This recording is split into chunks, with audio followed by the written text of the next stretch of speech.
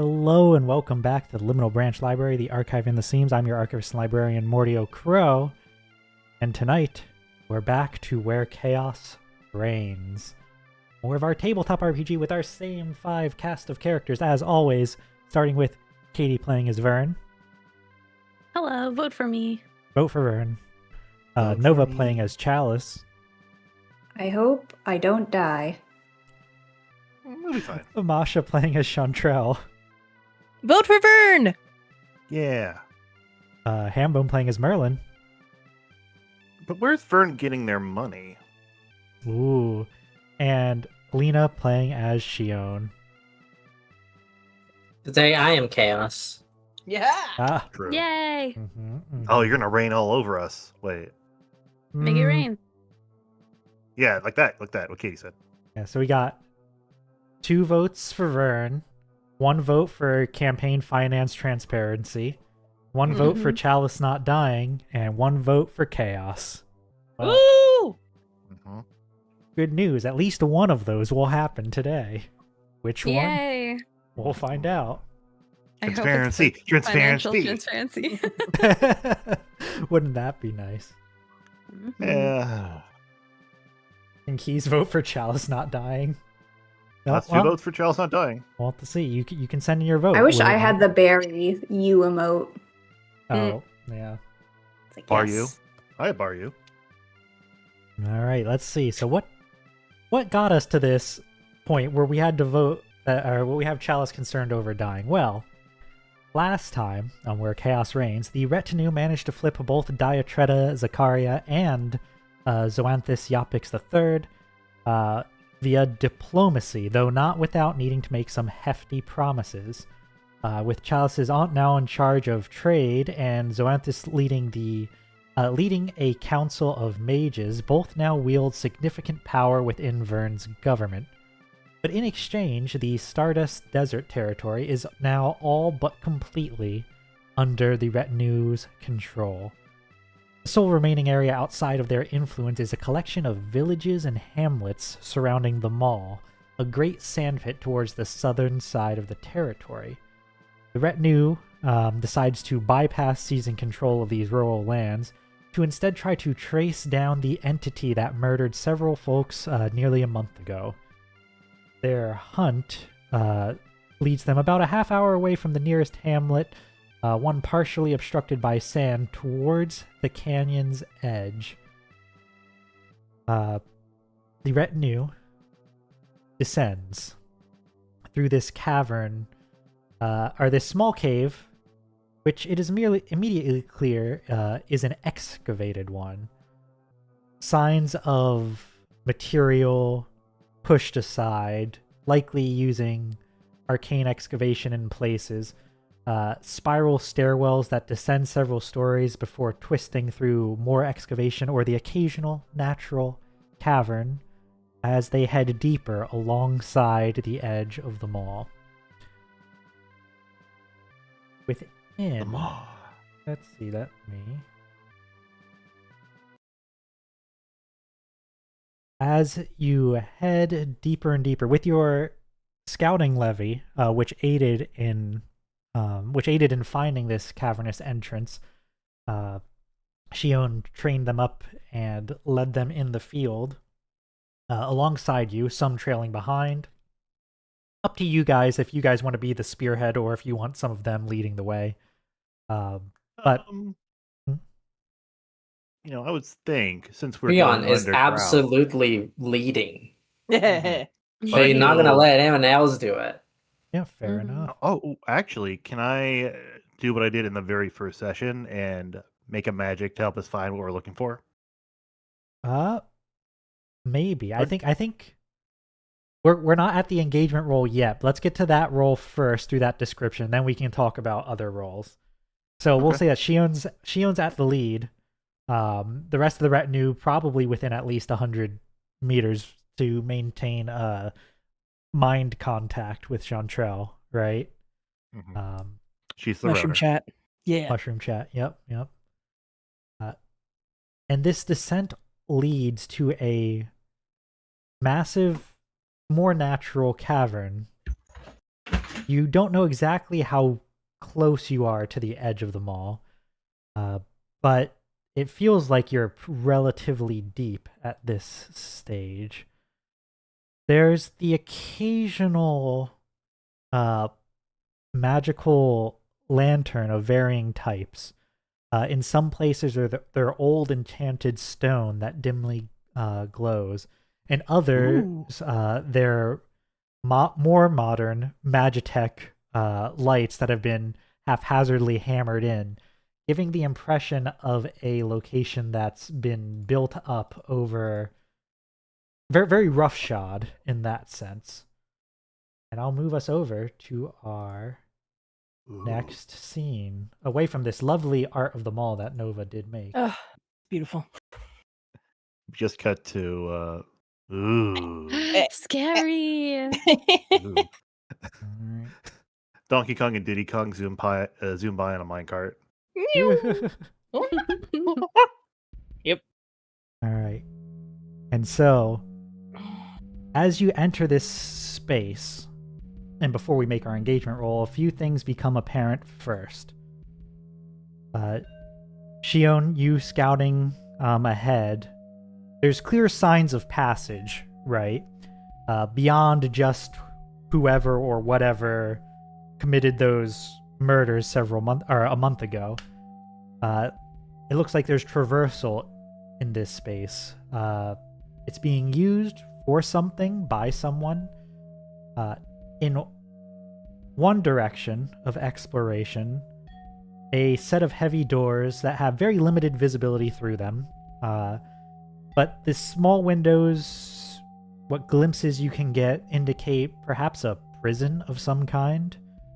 A large chamber with what looks like cells and slumped over, unmoving shadows.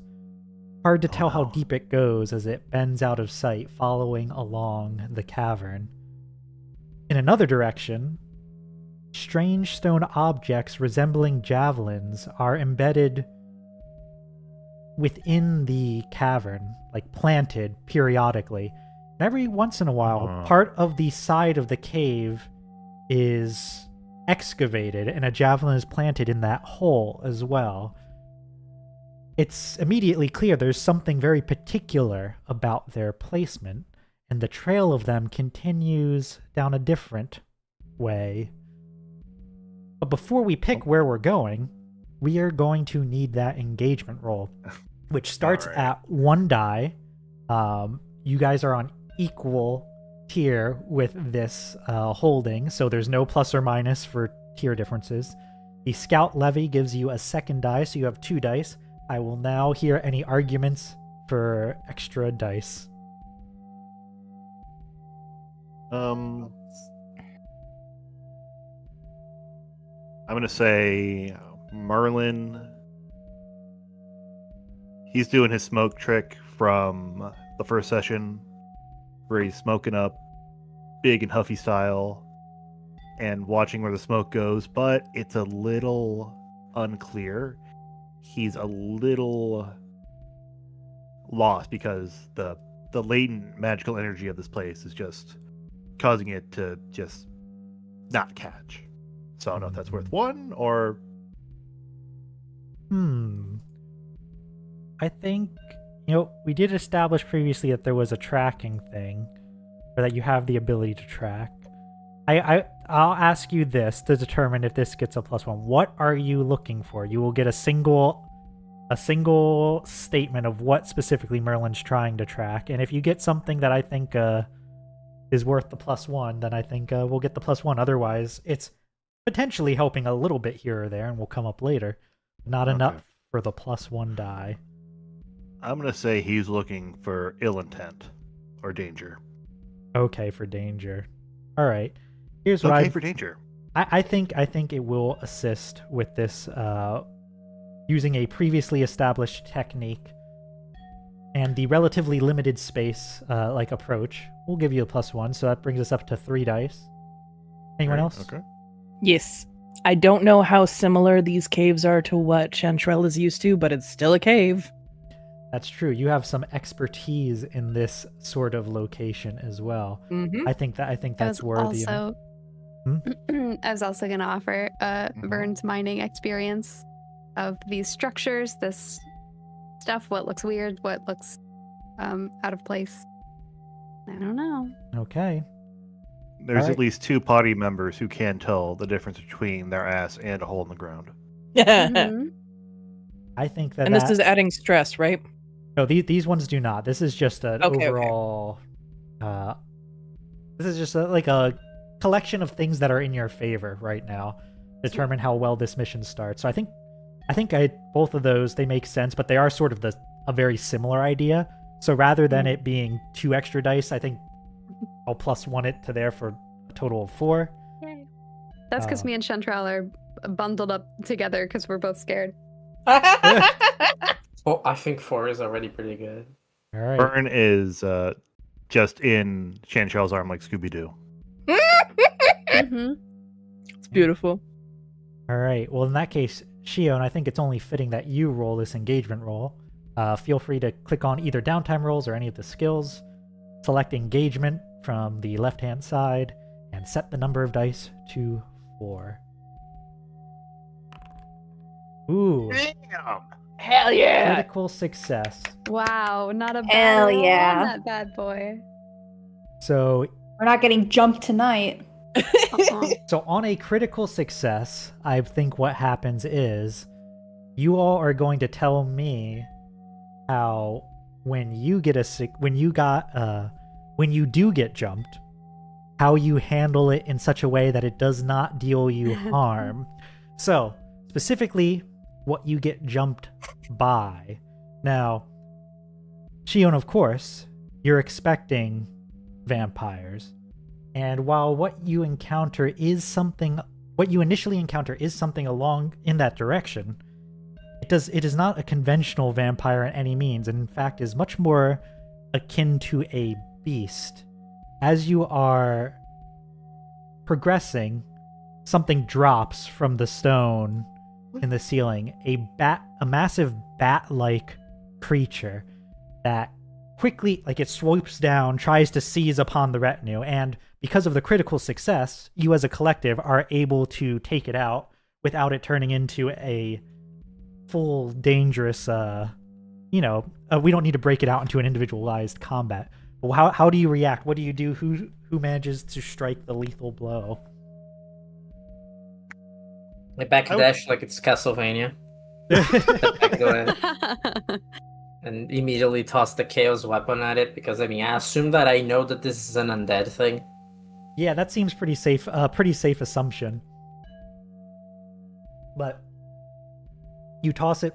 I imagine there's a quick scuffle, but with your reaction times, you're able to cut through it. What prolongs the fight is while it does have some aspects of undead, it also has elemental aspects as well. Shion, after the first strike of your chaos weapon, the bat solidifies into stone and repositions itself to strike from another angle, and when it moves that next time, the stone cracks and a bolt of lightning causes it to surge and race forward. But you guys got a critical success, so you still managed to handle this without a secondary roll. Shion, what's your evasion look like? This could pass. Are you asking me to roll something or No, or I'm are just you saying describe it. Just describe. You already got a critical success. just a flip. Yeah, it just flips over. Ooh.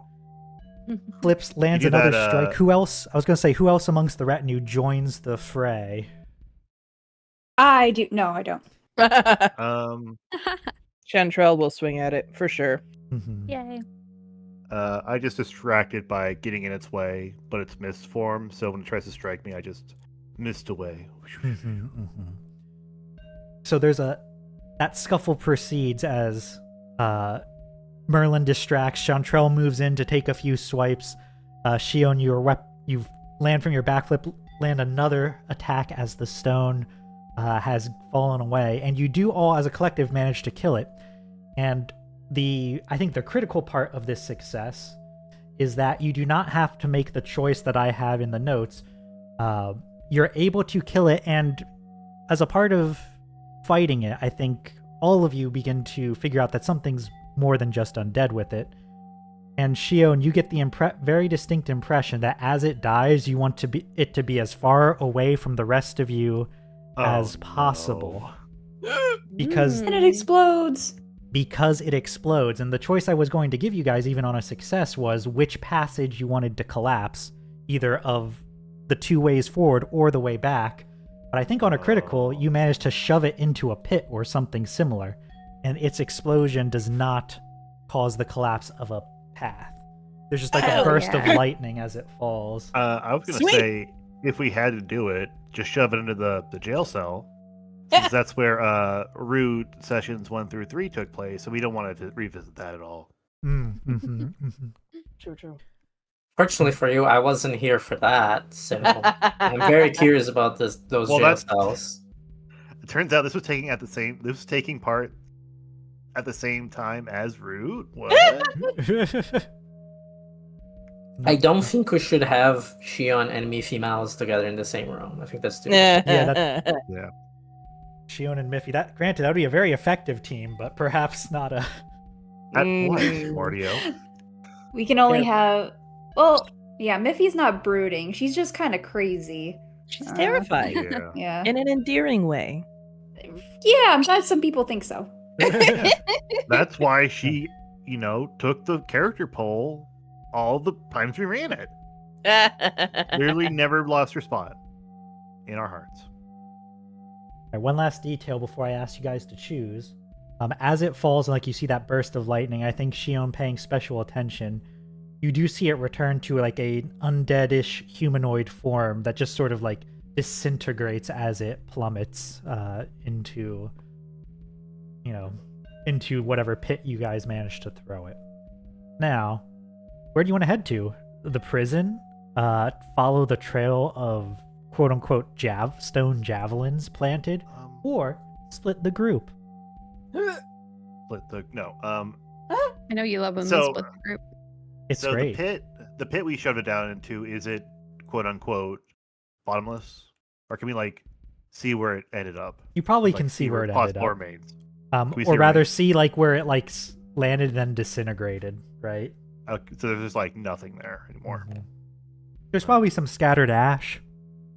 We could potentially visit the prisons if there's prisoners. Maybe they have information. That's Yeah. what I was thinking, yeah. Shion wants to check this door to see if you can open it. And there's a wily fox that keeps crying and tries to get help from us. Shion, Only the when you're door is sealed, but it's not sealed particularly well. I think you don't need to roll to take a moment and crack it open. Wow, Um, security sucks. Yeah, security via obscurity doesn't tend to work out too well once someone finds a place. Inside, there's a few different entities in this prison. On one end, there's a humanoid form, partially rotted in places, that's Yeah. murmuring and shifting a bit on the ground. They look like there's someone who's feverish or otherwise ill. And as they do, fur will sprout across parts of their body, a burst of flame as they cough. Oh my god. There's a couple Burn cells approaches. which look Can like I count they have... on your vote? Hmm? Hi. There's a couple cells that have corpses in what appears to be various states of dissection. There are a pair of prisoners in separate but... Actually, no, there's a trio of prisoners in separate but near-ish cells. A dwarvish woman in one, a human man in another, and a vaguely familiar to at least one of you, mycelia in a third. What? Nako? But those are... Okay, I have a question first of all. Yes. Is any of this familiar to me? Have I seen this method before? Oh. I don't think you've seen what is specifically happening. This chaos, like this elemental stuff, you've not seen. But you have seen a place that looks a lot like that like has the same sort of energy to it, if that makes sense, right? Like you've seen a place that has prisoners positioned in this way, that has probably in your case it wasn't so much dissecting as it was flaying or just otherwise torturing or otherwise harming without intent to kill. But the flow of this space is very familiar, but the specifics are different, if that makes sense, right?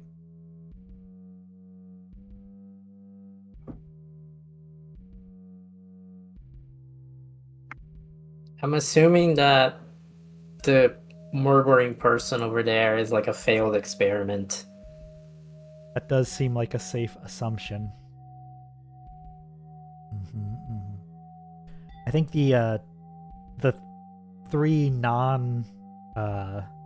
murmuring prisoners are all sort of like slumped over in their respective cells, either half asleep or otherwise not exactly in the best of health.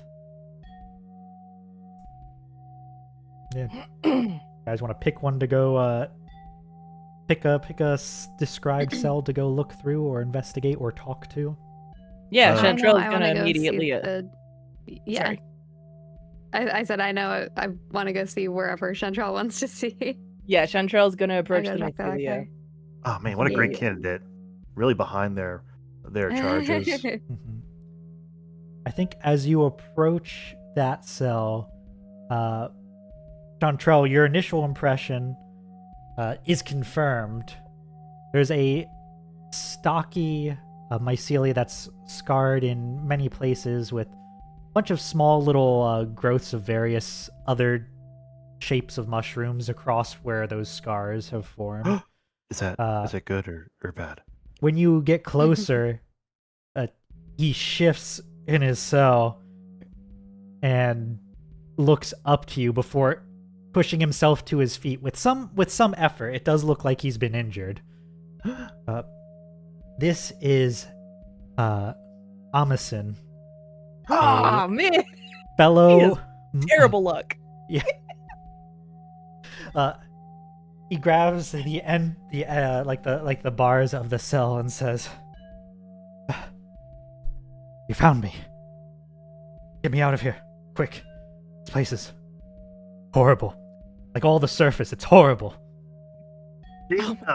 Amundsen, Oops. Amundsen, I'm sorry. Okay, I have friends from the surface that are helpful. Calm, and we will definitely get you out, and you can tell us what the heck is happening here. Friends from the surface, from that flaming hellscape, electrifying, fire. full It's of. not on fire.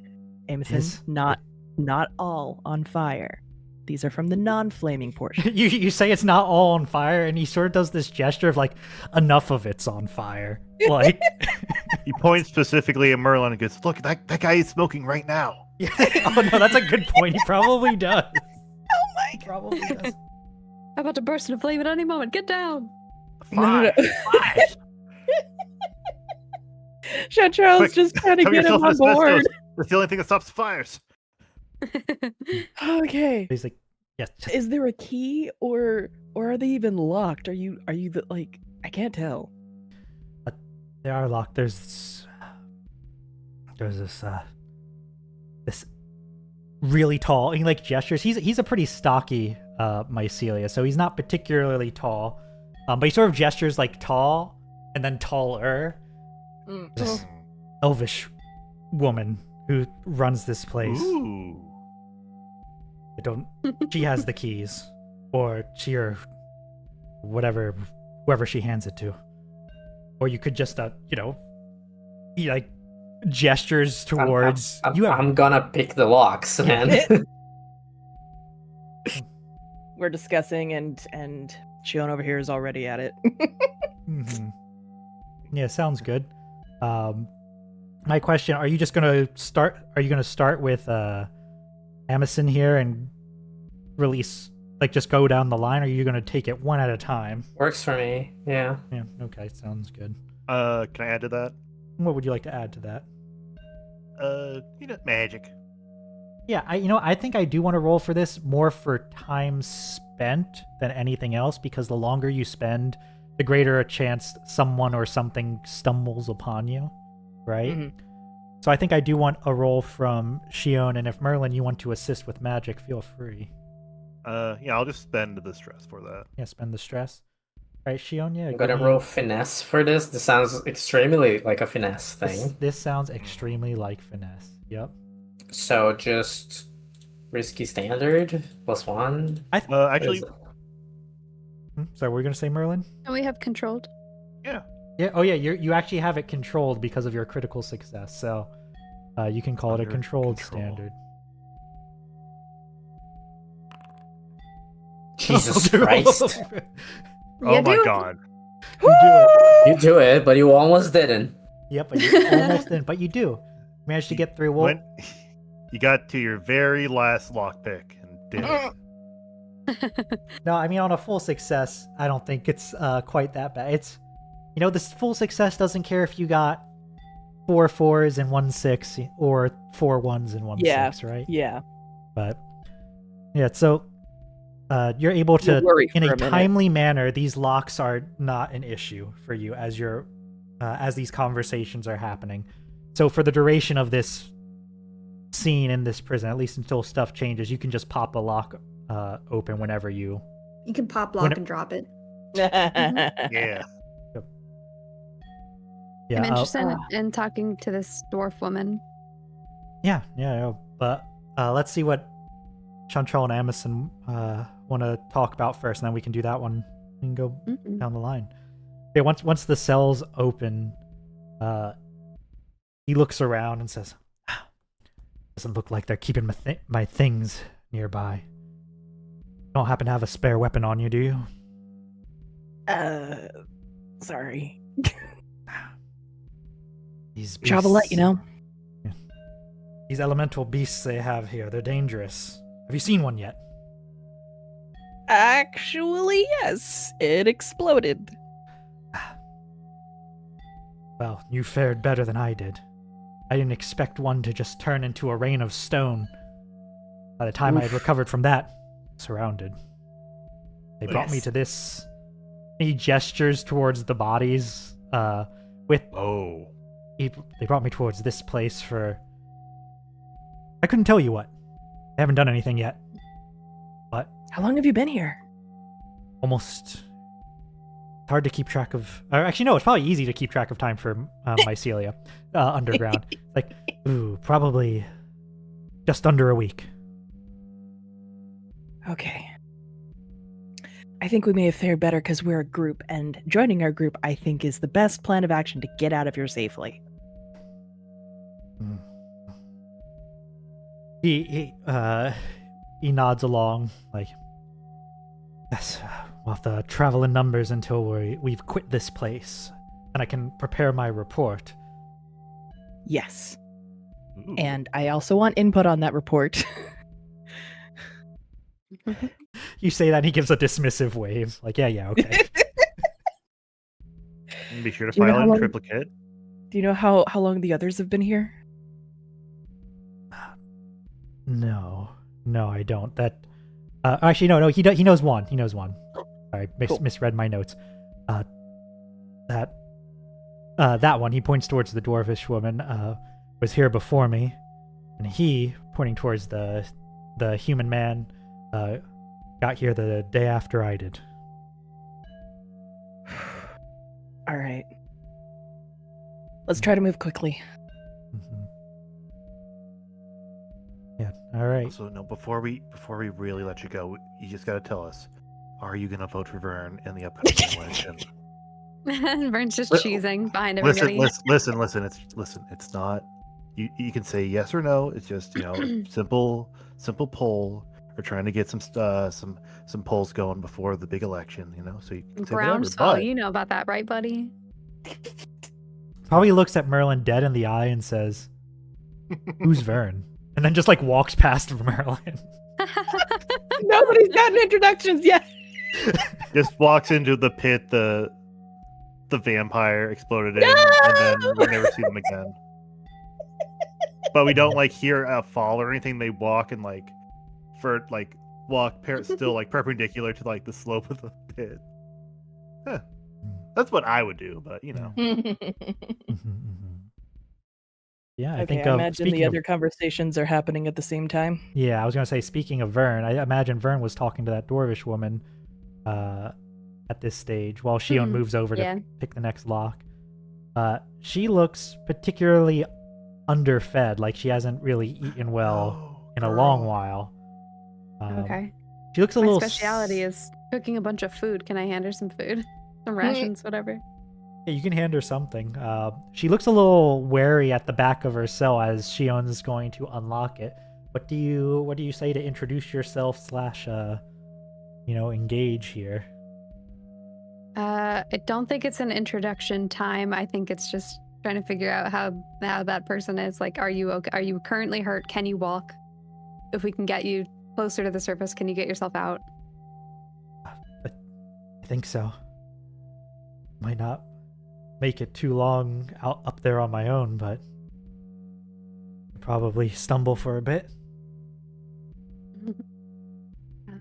I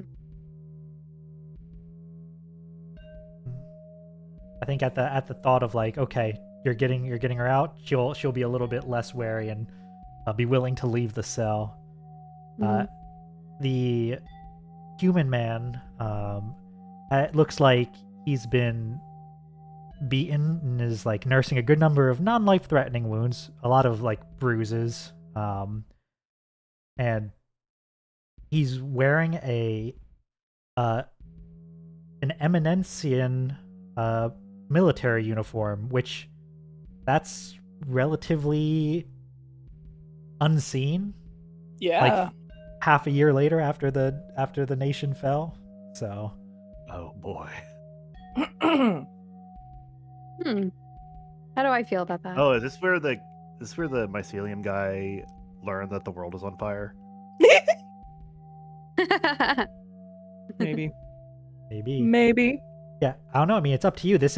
He's wearing the uniform of like the soldiers of your parents, right? Yeah. How long has he been down here? Apparently he arrived recently. Less than a week. Yeah, less than a week ago.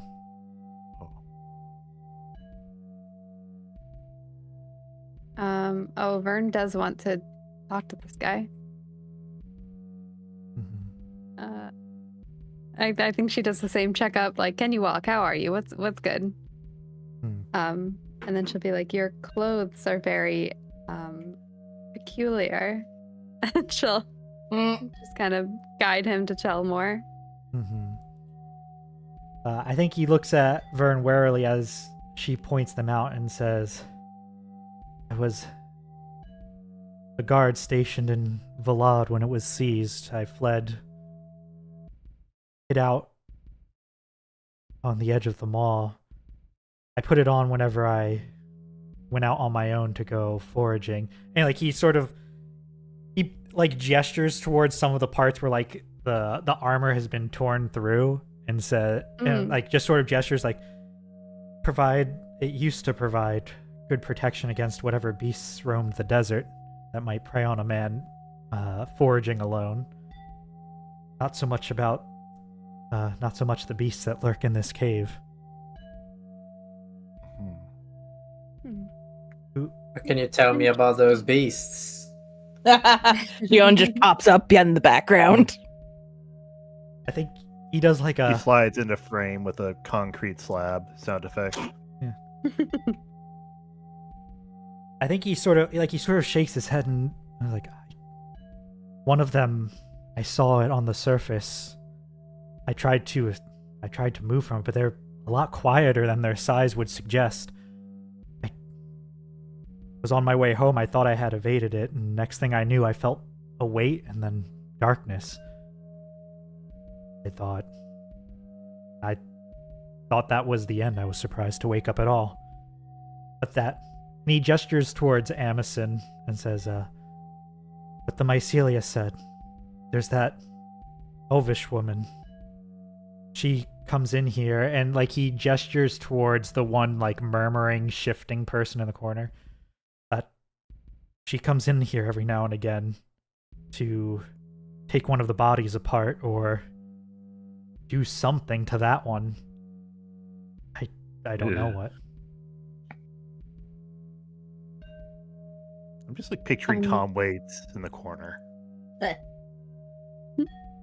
Has that thing been violent to anybody? Maybe we can approach it. You say that, and I think you get two different answers at the same time. Where the human's like, no, it's just sort of been like that. But meanwhile, Amison's like, it could be at any moment. Don't approach. Right? Not helpful. Can I try conversing with the shambling guy? Or like just try and maybe snap him up a little bit, make him a bit more lucid? You can try, but I am curious what you think might succeed there. If you hear screaming and suddenly can't move, just move your joystick a lot. Oh, right, of course. No, I have the anti-curse ring, so I don't get hurt by Medusa heads. All right, I'm gonna try to attune with this guy. Mm-hmm. So, controlled standard. I'd say so. So Merlin goes up to the man, acknowledges him, and the man, I assume, is just kind of off. Yeah, not with us right now. Yeah, like someone who is like severely ill. There's like a flicker of acknowledgement in his expression, but no like vocalization, no like meaningful eye contact, right? Like, but there's like he recognizes that someone is beside him, right? So he kneels down on his knees. He just kind of puts himself in a meditative position. He's actually not even smoking for this. That's the weird part. Mm-hmm. And he just kind of goes in, finds center, and then reaches out towards him. Success. Ooh, okay. So here's what I think happens in the moment as you reach out. Using your arcane abilities to attune to the state of this individual, you get some flashes, Merlin, of a lake of shifting sand stained with blood, sparks of electricity and small wreaths of flame moving through the surface, almost like serpents shifting through that sand. There's a great claw above it. A tall, elvish woman with sharp fangs. And as those images strike in your mind, you can this figure writhes, and you can see that this individual has 2 puncture marks on his neck. Oh. Okay. Merlin opens his eyes. We can't tell because he wears sunglasses. Mm-hmm. And he like nods to Shion as he rises and goes to a bit more of a secluded area of the jail and goes, now your target, the person you're going after, they're a fangbanger, correct? A fang banger. Yes, Shion a just fangbanger. gives Merlin a look as if to say, yeah, we've been... Now, when they partake of the ichors, do they also transfer their condition to their feet sack? That's actually a question that I would like an answer from our GM, because I actually don't know the details of how vampires work Okay, in Merlin this goes. setting. Yeah, we talked a little bit about it at the very beginning, but I don't think we covered this specific detail. So I think the answer is not intrinsically, but they certainly can, right? Like, vampirism, it's like that classic thing, or not there's many different ways you can transfer vampirism, but they can just feed on someone without killing them and without turning them. They can feed on someone and kill that individual, of course, just keep drinking. To turn someone requires biting them and an extra step, right? Like, and the feeding that person of the vampire blood. So you can't really, like, just the fact that they have the bites doesn't mean they've been turned, but it could mean that they've been turned or are in the process of. Right. Okay. I think Shion's response is just like, that's the first step. I see. Let's relay that to the rest of the group and be like, this individual here, he's a potential risk to others if he were to be freed and lucid, and to fall into more predatory instincts. Not saying he could, but... Do we know if, like, did we get the sense that this individual cannot talk because they choose not to? Like, would they find it easier to talk if, like, Chantrell put us in the chat with him? The chat does need to be like allies or friends, so I don't know if you can make friends by I adding would like someone to roll to make friends. I think that the clear thing is that this person seems to be ill in some way, right? Which is why they're not talking. This person is very clearly, like, going through it, right? Ill to ill. Yeah. Yep. I would like to roll remedy for this. To see if you can assuage their symptoms. Yeah, I have 0 in remedy, but I would like to try. Go for it. Go for it. I would like to make a thing because make a thing to say that, hey, I've been history of sickness. Yes. Hey, what? Well, actually, Chalice, Merlin has 1 point in remedy. Oh, okay. I mean, would you rather you roll it and I assist, or should I? Yeah, like I can help with the more bodily functions of whatever is afflicting him, and you can help with more. Perhaps I guide you. Like the bedside manner. There you go. Because I don't think Merlin has that. Okay, then sure, Chalice, you can assist Merlin making a remedy roll. See if you can assuage things long enough to get a conversation. So, take stress, and then I can roll uncontrolled. I already put my stress on, so whenever you're ready. I think you can roll 1. controlled still. I think it's unlikely that failing this will cause. Oh, you say that. Yeah. All right, so here's what I think happens. I think what happens is, you press on by seizing a risky opportunity, or withdraw and try a different approach. I think probably what happens is you just don't have the stuff on you to deal with such a involved sickness, and that you try a few different approaches. By the time you have exhausted things, you don't feel like you're any closer to getting this person to be able to talk. But as you're about to debate what to do next, one of the scouts from your scout levy sneaks into the prison with you, moving quietly, shutting the door behind them, and says that through the other passage, the way those stone javelins went, there's a handful of people and another one, and a big elemental wolf walking with them. We've managed to stay out of sight for now. I don't know if they're coming all the way this way, but should we lay low, hope they don't come here, get ready to ambush them, or? I turned to the scouts and said, an elemental wolf? Yeah, it's got stone and ice across its hide. That sounds badass.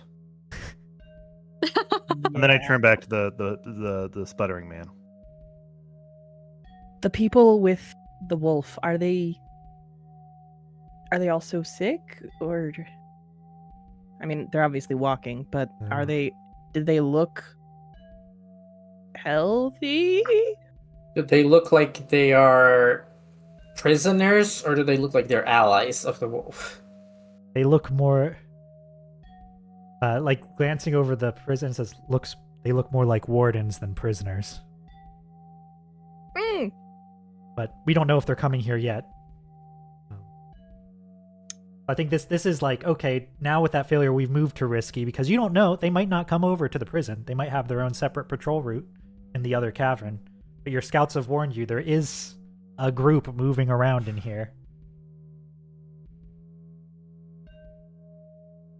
Now you have the opportunity to go try to ambush them, or to do whatever else you want to do in this prison before moving on. Merlin thinks we should probably take the other lucid prisoners and like send them off to safety with some scouts, and then we can deal I with was it. gonna suggest that too. Yeah, Oh my we God. need to get the Let them healthy leave. people out of here. I want to give the one with the Eminencia armor like a way to contact me. I guess like a little like Business cards. show up. Yeah, a little business Scouts card that says can leave. You give him a vote for Yeah, burn and somewhere. sort of button. like yeah. pick them somewhere where they can be nursed back to health. Yeah, that works too. There's surrounding villages. And we can like talk to them later. Yeah. And we're gonna send like maybe like 2 chaperones from our scouting levy. Yeah, Mhm. you can send enough We could- enough people. I think your levy's big enough that you can send like a handful without significantly impacting it. Beautiful. I think definitely the dwarvish woman would go without hesitation. I think Mhm. both Mhm. Amison and the soldier are sort of like, are you sure? I think Amison would say that, like, before they caught me, I was scouting out this area, trying to figure out what was going on here, so I know a little bit about the layout. And the soldier would say, there was one point where I was asleep. I fell asleep in the cell and I woke up in another chamber. I think I know where it is relative to here. I wasn't fully conscious when they dragged me back, but I might be able to lead you to it. Shion looks at Chantrell as if to say, you know what to do. Yeah? Like, know But what to there's do with spores in Amison? them. Yeah, kill Yeah. them all. Oh. No, put them in the group chat. Chantrell fears Invite Shion. them to Mushroom Discord. Yeah, You can Discord, assist us yeah. from a Mushroom- safe place. Mushroom Discord Discord does makes only sense. have a range of 100 meters, though, so it's not going to last for very long, first off. And secondly, I don't know if Chantrell and Amison are friends. They're more like... Also, that's like real like Vulcan mind melding thing between the mycelia. It's super intimate, and she doesn't know him that well. Well, actually, you know, I think the ability says... let me double check. Does he believe in gay rights? Whoa, damn. Let me see. Oh, Does he have privileges for the boy kisser server?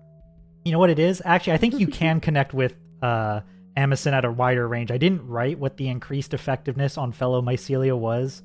Yeah, Um, it just says increased effectiveness on mycelia. We Oh, he's can on the use premium Amazon Discord? as like, you know, those Wi-Fi relay things you can get. Yes. Increase the range. yeah. So you can probably communicate with Amison further. Whether or not you'll I'm be gonna able to ask his communicate with permission him. first, obviously. Mhm. Yeah. Consent. Yeah. I think in that case, I think it would be something where he's willing to do for the mission, right? Yeah. But when you It's a say little like awkward bringing him to up the surface, he's like, "Ah, the surface. I'd rather be down here with you fighting whatever's down here than going up to the surface. It's too bright up there."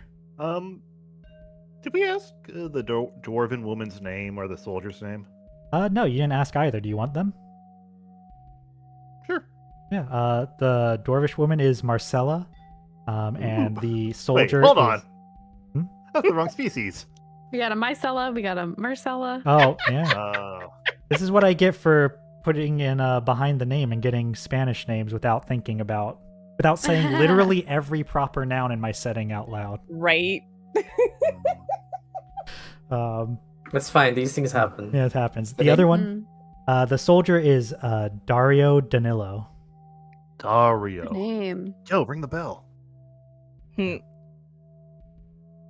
Yeah, okay. If you want to connect with Amundsen, he can be begrudgingly convinced to go up and establish psychic contact. And Dario Okay. will go with them then. The two of them can psychically try to lead you elsewhere. Do you have a particular place you're looking to go? Whoa, wait. Explain again? So Is he leaving and relaying things psychically, or is he staying and just also in chat? Oh, I thought the goal was to get him Leaving. to leave, and as they're leaving, they'll relay and help you navigate at least until they're completely gone. But you'll have they're gonna more be our time. codec contacts on our mission. Okay. Yeah. Yeah, you won't have them Okay. forever, but thanks to Amundsen being a mycelia, you can communicate with him over a longer range, and he can ask Dario any questions. Yes, I will also ask, I will tell him I'll look for his stuff and ask Mhm. for details of what it looks like, because I don't know what Yeah. all he carries with him. Yep, yep. And to wait for me at the place on the surface so I can bring him his stuff and also make sure he doesn't disappear again. All right. He'll describe everything in probably too much detail, and then Yeah. once again begrudgingly agree to wait. So. Yeah. Okay, so now after we've decided everything, I kind of want everyone to, the moment that they're out of this prison area, Mhm.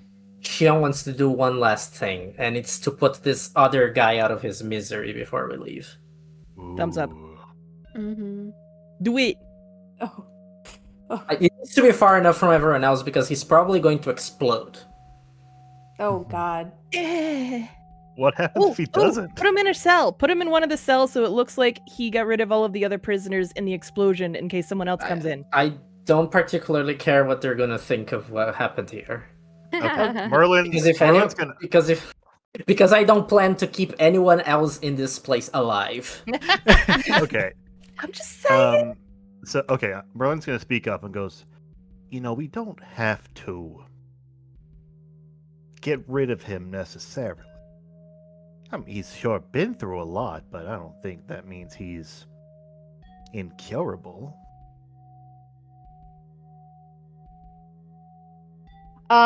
Yeah.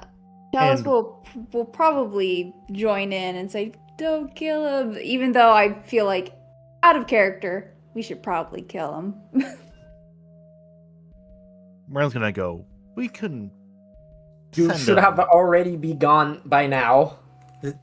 I is understand. dangerous. But Like, Shion is not having it. I'm sorry. okay, how about this? I can put him in a sort of sleep and hide him away. So once we get rid of the danger, we can bring him back and get him some good treatment.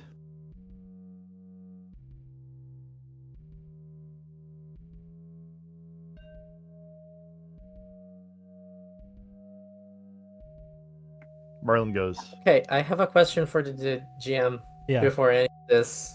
Uh-huh. Should I be aware of any kind of way to revert or stop the process of turning into a vampire? Revert is something that's so rare, it's sort of like reserved for like mythology. Like, yeah, theoretically, a divine intervention can do it, but what are the chances of that, right?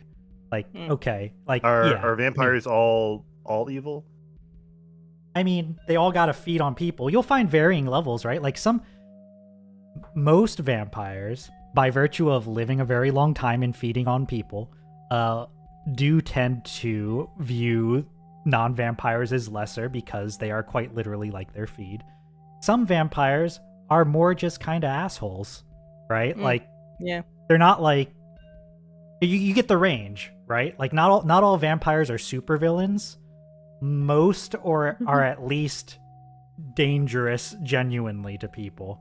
A very small minority can get the hunger under control, but like that is an exceptional circumstance, right? I guess I thought this individual wasn't being turned necessarily because they have not been don't fed know. vampire blood and they are simply being experimented on. We don't We know don't know. that part. Yeah. I think Yeah. that this guy has suffered enough. Like when I say put him out of his misery, I meant it in that way, but like it's This is a mercy. All right, Merlin's Vern, gonna- you're our tiebreaker, I guess. Vern sides with Shion. She knows the most about this kind of condition and, probably could have used someone, I don't know, with like the foresight to tell her how hard life's going to be. So Merlin. side with Shion on that one. Merlin's gonna look around the room, and he looks disappointed as Yeah. much as he can look with being the stoic that he is, and goes, I mean, I'm not Alright. role playing it, but Chalice is obviously not happy about it either. "Very well. My do what you first gotta bad do." decree. So sue me. Oh my god, your Yeah. first execution! Hey! You're all here for it. Which I assume Shion does from a distance because of the potential Yeah, for explosions. Exact. That's Yeah. that's all get the, out of the that's the room, problem. I know that there's going to be a chaos reaction to this death, and that's why I was waiting for everyone to be a little farther ahead. Yeah, yep. Yeah. And the moment that I confirm the kill, I am retracting the chain and booking it. Yep. Yeah. I think it's a great thing that you removed everyone else alive first, because granted, while you're quick, you could easily have cleared the distance needed. The retinue standing back was fine, but if anyone else alive had still been in the cells, they would have been caught up in the flames that burst and like filled that section of the prison. But everyone who was there was, already let go. So, yeah, Yay! with that lethal Win. blow, there's a burst of flames 3 out of 4 isn't too bad. and disintegration. Yeah. All right. Now, where are you all off to next? There was that group that's patrolling down the route with the stone javelins. There's a different exit here. Merlin, you had some visions, and you can talk remotely to Amazon and, by extension, Dario, if there's anything in particular you're looking for. Dario mentioned a chamber? Yeah. You get via Amazon's voice, since they're almost certainly more than 100 meters away, right? Yeah. Describing. Yeah. He says there's some kind of big stalactite that's been carved with experiments underneath it. If you leave the prison the other direction, not the one you came in, and he starts to describe like the path. If that's where you would like to head, but it seems like there's an experiment room with a giant enchanted stalactite. Sounds dangerous. I kind of want to ambush the wolf guy. Huh? Shion said kind of want to ambush the wolf guy. Shion throbbing with anticipation to fight a giant metal as fuck wolf. I came I here mean- for revenge. It's true. It's true. Mhm. I will also not grill, but like ask Amazon for his general description because he said that he kind of knows some stuff, and I would like some layout. That would be Mhm. appreciated. Yeah, okay. So a quick layout description, and this might help with ambushing the wolf Yeah. guy if that's what you guys choose to do, is Amazon describes that there are a few large natural caverns that all converge on this place. He sort of muses briefly that he wonders if that's why this place is here, because it's at this nexus of these 3 large caverns. And he was up scouting through one of those when he stumbled upon the first stone javelin. From what he describes, those stone javelins have been placed at regular intervals in all 3 of these caverns, and there's been excavation, creating almost like a network of them. He mentions that he has that he was starting to like record their positions, but he didn't get very far. He gives you like a partial map of like their locations and like where they're at. And that partial map, which he's able to communicate with you via like symbols in your minds, right? Yeah. You're able to see like a Whoa. lattice of small side tunnels and larger main passages that you could, with the scout's help, theoretically use to surround or otherwise ambush the other patrol group. This is great. Also, I think we should kick down any javelins we pass. Oh, interesting. No particular reason. I just think that having them all lined up regularly isn't a good thing. Seems Oh, no. seems weird. It does seem weird. We can't They knock could be over their doing line the- of scrimmage. I don't know. I hear the words like magical and stalactite of sacrifice, and I think maybe we should interrupt some of these weird things. I don't know. It sounds like he was editorializing about that stalactite. Merlin, who saw a vision of a giant claw hanging from the ceiling. Oh, he reads the spark notes on the plot and goes, "Oh, that's what it is." Yeah. All right. Are we ambushing that patrol group? Why Do not? Yeah, I think that patrol down. is the only lead we have. Oh, we could have taken the guy, thrown him at it, killed him, and then used as an explosion. That is true. Fuck. That's okay. Well, anyone who gets killed there is going to become an explosion. It's true. Oh, Just gotta Pretty get fun. sure. at least one of them. Hopefully not us.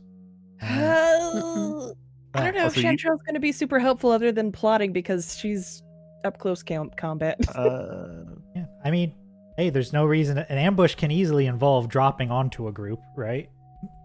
That's what happened to Yeah. you guys when you first got here. A bat-like creature dropped True. onto you. So, True. Okay, just go on. yeah. All right. Shion, if I assume you want to lead this ambush, and you probably have a skill for it. I do. It's called Hunt. I have 3 levels in it. All right. Would anyone else like to contribute to this hunt roll? I have the map. You have the map. That is true. You You know what? I think Vern I'll count that kinda as has a a free assist know-how. by virtue know. of finding Amazon. So no stress for you, but you're still Excellent. assisting. I'll help with it. I'll do the old smoke trick. All right, sounds good. Yes, stress for you. Yeah. Especially after seeing what happened to that dude. A lot of stress. Yeah. All right, hunt with +2 dice. Use the modifier option at the top, and whenever you are ready. Well, what's the position in effect? Oh, Very position. I think risky standard. I think this is going to be yeah. I think we're definitely at risky now because if something goes wrong, you can suffer harm. And we will go with standard effect. I think there's too many for it to be great. I think outside of like a critical success, you're unlikely to get them all in one fell swoop, right?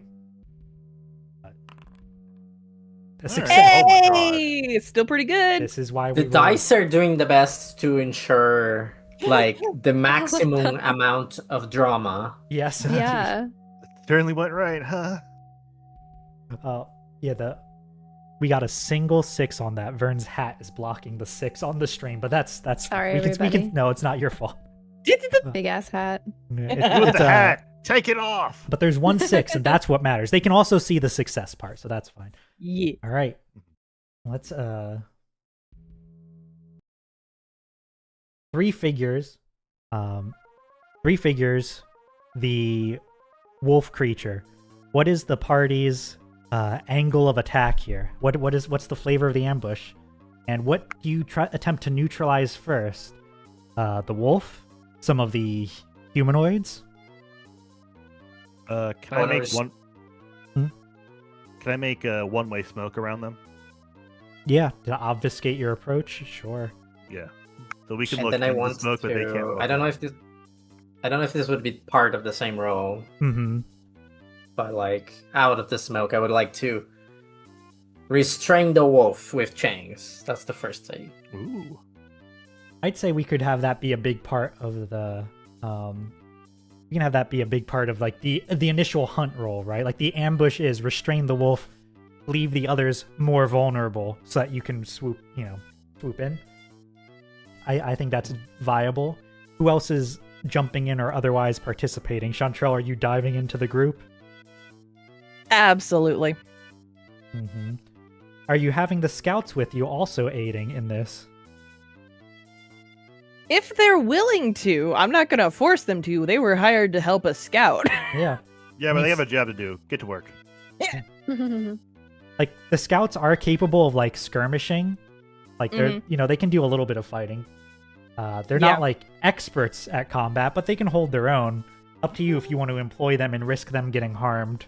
Can we just use them as, like callers? Be like, someone's trying to flank us. Okay, basically surrounding to try to, like, keep the fight from getting out of hand. Keep the perimeter, yeah. Yeah. Fair. And I think that they would be willing to help out with that because they, they know this area. That's why they're the scouting. Yep. So they probably want to deal with whatever the heck has just been discovered here. Yeah, it's true. All right, Vern, are you going in?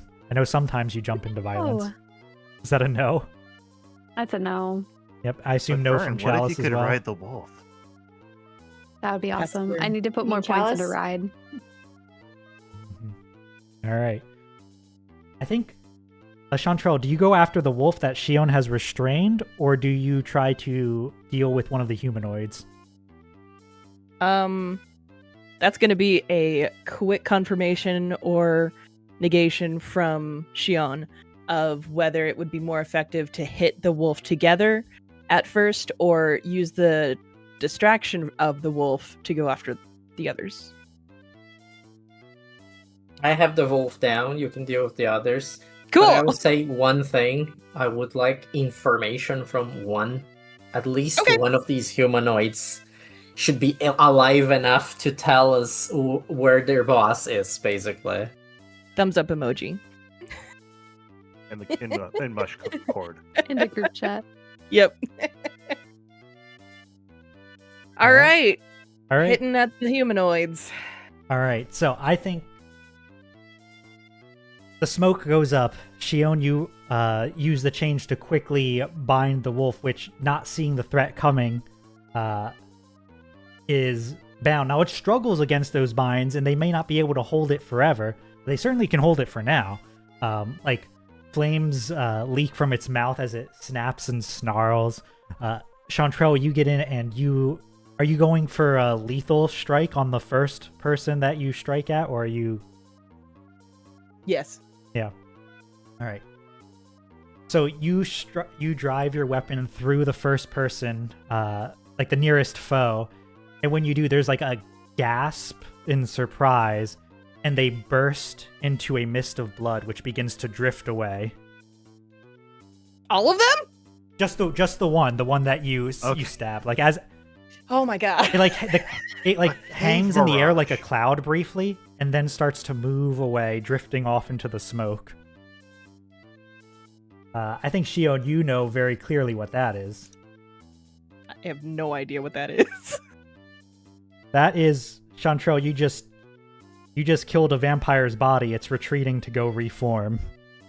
Oh! No. Cool. Quick, Now- everyone, get a fan going. Blow it away. Yeah. Someone call for a vacuum.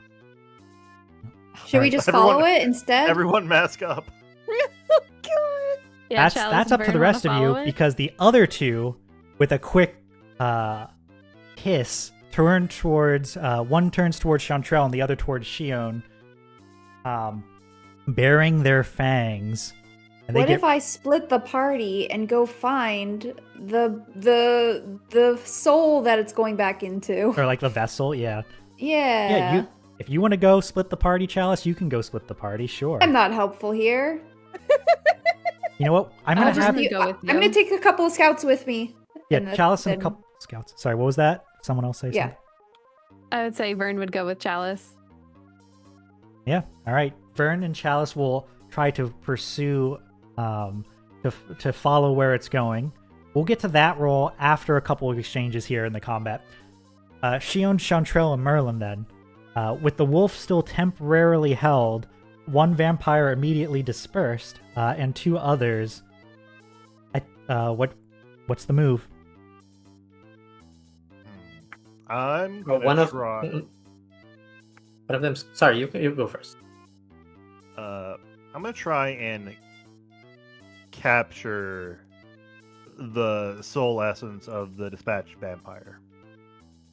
Oh, the one that Oh, Chalice and Vern are moving to chase. I guess, like, I just didn't want it to, like, get the drop on us with it. Well, I think the common vampire lore is, with its body gone, it has to go reform, likely in a coffin or similar type place. So it getting the drop on you is unlikely, but you are welcome. If you're trying to capture it, then I'm going to move you into the Chalice and Vern group for that role. Okay, I'll help with that. All right, so Merlin will move to help that group with that role, leaving Chantrell and Shion to duel. we got this. All right, Shion? One of the guys was about to attack me, right? Yeah, one bared his fangs and was getting ready to lunge. My intent was to wait for it to get close enough and strike it with the chaos weapon as the guy gets close. Yeah, that's fair. Chantrell, what about you? I got 1 sword and 2 feet. I'm planted. All right, the two remaining members of the retinue brace themselves in their position, waiting for this clash, and each of you rolls your own individual roll to see how you deal with the vampire lunging at you.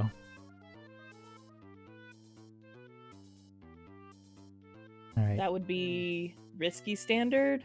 Yeah, I'd say this is pretty risky standard. Yeah. Cool.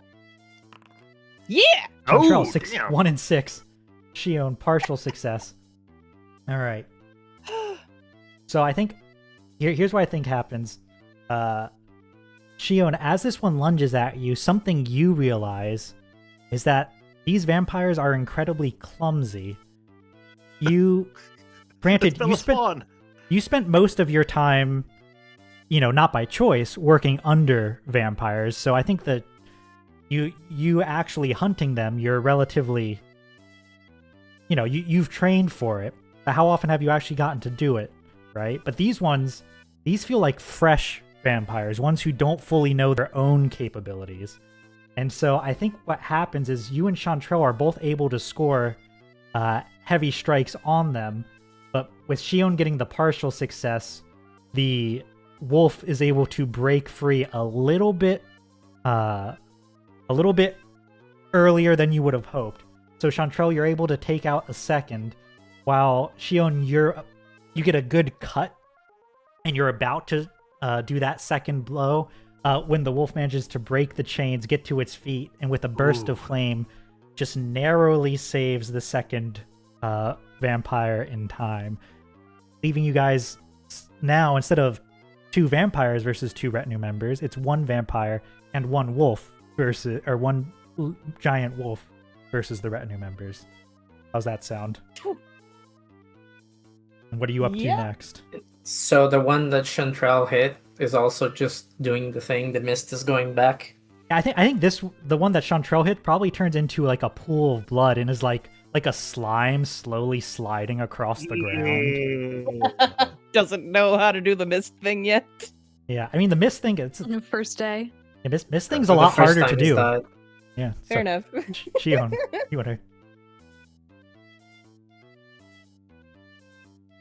Sorry, Shion, what were you saying? It's only the first time he's died. Yeah.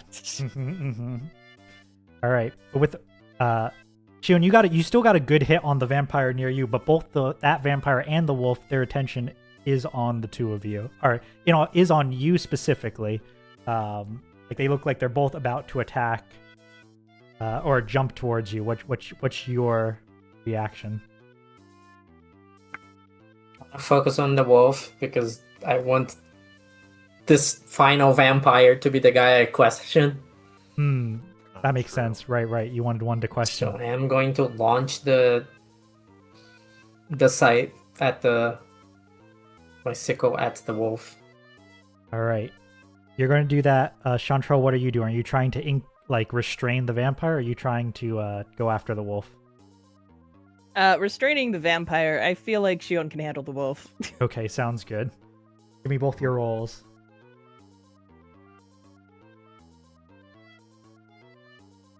Let's go! Okay. All right, all right. Oh, no. All right. Here's my first thought. My first Fuck. thought is that Shion, I could give you the choice to exchange blows with the wolf, where you manage to deal some harm to it, but you take a level 1 harm in exchange, and you'll likely need another roll to take it out entirely. Or you can still kill it, but its burst is just a good bit faster and bigger than the last two, and you get caught up in it and take a level 2 harm. In either case, you can still choose to resist it, of course. So here's what I'm going to do. Okay. Can you remind me what are the effects of a level 2 harm? So we're not very good at remembering it, and by that I mean I'm not very good. A level 2 harm takes away 1 die whenever that harm would be relevant during a roll. So like if you have a broken arm at level 2, and there's anything that would require both arms, you get minus a die, right? Like that's basically how that works. I'll take the level 2 harm. All right. Woo! I think well, what element do we want to subject Shion to this time? Do we want to do fire? Do we want to do ice? Hold on. It is an There's ice been a lot of wolf. explosions, so maybe fire. Sorry, what was that, Chalice? I said there's been a lot of explosions, so it could be fire. Yeah, I mean, does that sound reasonable to you, Shion? Do some flames. Yeah, we get the smell of burning flesh in the cavern as the wolf's flames wreath around your arm, around like the side of your face, up your shoulder. No, the other side of the face! Or it could be the same one. You never Oof. know, right? Oh, Like, no, he's Two-Face. I mean, look, this isn't Polychronios. It doesn't need to leave a lasting scar, right? No. This is not that level of enemy, but you definitely get some burns for that. So put at level 2, put severe burns as that wolf, the wolf chaos beast bursts. Chantrell, for your partial success, I think you have the vampire restrained, but only you don't feel like it's not a solid hold, right? Like you manage to get your arms around him. They transform into a bat and like start to fly away, and you grab one of the wings and like tug them back down. They transform back to try to bite you, but you manage to like pin them, and then they transform into like a dog and try to squirm away. But each time you're managing to hold, but you're like at no point do you feel like you have them pinned, right? Oh my gosh, it's the Oceanus thing. Yeah. It's a mythology story. Sorry. Oh. Sorry, I'm I not. thought, I missed I it. thought it was like... Go for it. It's basically just this mortal's like, I can't remember what it was, but they wanted something from Oceanus, and everyone was like, well, he's gonna transform into everything to get away, so you just have to keep a hold on him. And that's what happens. The person gets a hold on him, and he transforms into everything to try and get away. Oh, yeah. And he keeps the like headlock or whatever it is on, and eventually gets what he's after. Nice. I was going to say, So when I'm playing Sim Through the Night, I forget what all the buttons do. Yeah. Shion, what were you about? so This one- like this one-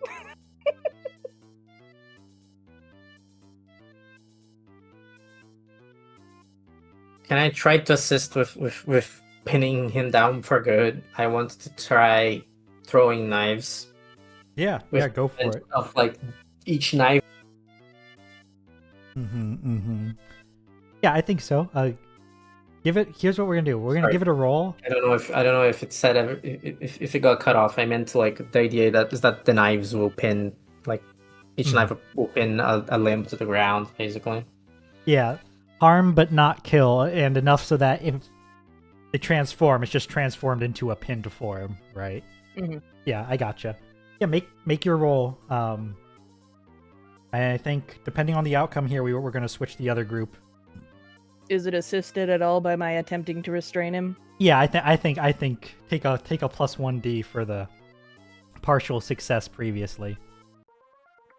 So is this just a risky standard? Yeah, I think so. This doesn't have anything to do with my burns, right? No, I don't think so. I think you're good. Okay. You're pretty good at throwing knives. Partial success. All right. Here's where I'm gonna. Let's see. Suffer a harm, a complication occurs, you have reduced effect, or you end up in a desperate position. I think I'm going to hold to decide what exactly happens as the consequence, but I'll say between the two of you, you are able. Between the two partial successes, you have this vampire pinned. Now, whether I go for you ending up in a desperate position, or if there's some other complication, I'm going to need a moment to figure out, because I want to see what's going on with the rest of the group, or with the other group. Yeah! Chalice, Vern, and Merlin, you're pursuing this mist off towards where it's going. I assume you're trying to do what, like a hunt or a survey to follow it? Yeah, survey for me. I guess we don't have to roll separate like that, but Yeah. We'll want either a group roll or one person to. We'll want one person to roll it probably, and whoever wants to assist can take the stress to assist. I trust our king surveyor. All right. If no one's assisting, then Vern, make your roll. Dallas, do you want to help me? Yes. Dallas, are you How- okay? How may I help? How may I serve study? you? I mean, you don't need to roll anything. You just be. need to give a how. Oh, you that. help. Oh, I thought I have to describe. Yeah, but Yeah. describing doesn't need to be a skill. It can just be- Actually, Okay, fair. if a chalice, I'm getting. I still haven't really gotten a lot of stress out, so I can only really do this one more stress, and that's it. Oh yeah, you keep not getting relieved when you try to. Yeah, I'm not healing that well. Oh Jesus! The stress is chronic. we like Yeah. recruit a therapist or something. Maybe there's a vampire therapist here. No. Hey! Yeah. I'll take that. Da-da-da-da-da. All right. Make your roll. But again. plus 1d Yep, plus for 1d Chalice. from Chalice. Yes. Here I go. Woo! Partial. Partial success. All right. So I think you're able to follow it successfully to a chamber. And I think I'll say on a partial success, you're able to like breach the door as well. I imagine this is more of a Merlin using magic or Vern throwing her shoulder at it rather than subtlety. Mhm. And you find a chamber that has Vampire inspector. 4 separate coffins, and that's where it goes 4. to rest and begins to reform. But you all are there, and you know it takes some time to reform. Mhm. You manage to pursue it to this location, and your characters don't know it, but in like 4 minutes, that puddle sliding across the ground will also arrive here. When I get home. But there's Interesting. 4 similar, and they look like they've all been thrown together somewhat recently. Like they're not particularly like. There's some old stuff in this place, right? Like so the javelins look like they're crafted with older techniques. Some of the lanterns look old, but these look relatively roughly hewn quickly and thrown together. Expedited, Yeah, expedited. With this location found, was there more you wanted from this aside from like, okay, we know where they are, we know we can deal with them when they respawn? Were you looking for anything else along the way? Well, I know that Shion would want to kill these guys themselves, Mhm. so I don't want to like do anything to like totally kill them. Mhm. But If you ask Shion on the fucking group chat, they're just, Oh, she's yeah. gonna say destroy the coffins. destroy it. Mhm. Yeah. The I would only like to figure vampire out- I care about killing myself is the Okay. leader, right? Yeah, but if they have True. information, stuff like that. Yeah. But, They got another one I restrained. wonder So. We already got the one that we're gonna ask for information. So. Merlin, could you cast a spell that would like uncarpentry the coffins It- apart? Uncarpentry. Yeah, I don't think I'll make you guys roll for it because you've found them before they could reform. You have any number of means at your disposal to destroy their recovery space, to just Fireball! classic wooden stake them. Like you've got your lob the fireball into the room. Now, granted, if for example the one that Shion and Chantrell have, just to be clear, if the one that Shion and Chantrell have gets away without being dispersed, they can always make a new one to recover in. But the ones that are currently dispersed won't be able to reform if they can't get back to one. So if you destroy it now, you're good. Yeah, good idea. Perpetual mist. A perpetual mist until it just sort of drifts apart into pieces. And Oh, a quiet tough, death. tough day. I'm Yeah. gonna smoke his ass. All right. I cast heal on all the bodies. Oh. Oh. Yeah. A classic heal. Heal harms. Yeah. All right. With that trio taking care of the coffins, 4 of them, and with 2 vampires thus, while not currently dissipated, but in the process of, and a third in custody. What are Chantrell and Shion? What are you interrogating this third one? I don't have the questions, I just have the power. Yeah, I'm going to ask you a question first. Uh-huh. What is the most vulnerable part of a vampire? Is it the heart? Is it the throat? Their pride. I think in terms of killing Their them, fashion sense. probably the heart. In terms of like going after their pride, as Chalice might suggest, it's probably like their fangs or face, right? Granted, they can heal from most things, but those are the most vulnerable. I'm going to bring the sickle, point it at the heart, bring it real close, look at them dead in the eye, and say, who sired you? If you answer, answer, and I'll make this quick. Ooh, okay, let's see. Can I get a quick roll? I'm going to call this a controlled roll. This is to see if you come off as if you're able to intimidate enough for that threat to seem like a good option, right? So that would count. So that would be a command, right? I think command sounds good. Call it control. Do you have Question. anything in command? Is this guy frightened? Probably after what the retinue just did to them. Yeah. After destroying those others? Yeah. Yeah. I have 1 tick in command if you need it. Well, doesn't Shion have brutal? Yeah, I do think have brutal. That's why I'm asking. Ooh! Yeah, so Yeah. Shion gets a +1d for free. So, Come on. yeah. Sorry, did you say control standard? Yeah, I think controlled standard. Okay. Because like if this one fails, then I think the worst that happens is okay, partial success. I think on partial success, minor complication occurs, you have reduced effect, or you suffer lesser harm. I think I know what a minor complication would be. That's not necessarily immediately obvious. But the vampire snarls at you and says, "You don't need to ask about her. Mother will find you soon enough." Ew, he mummified him.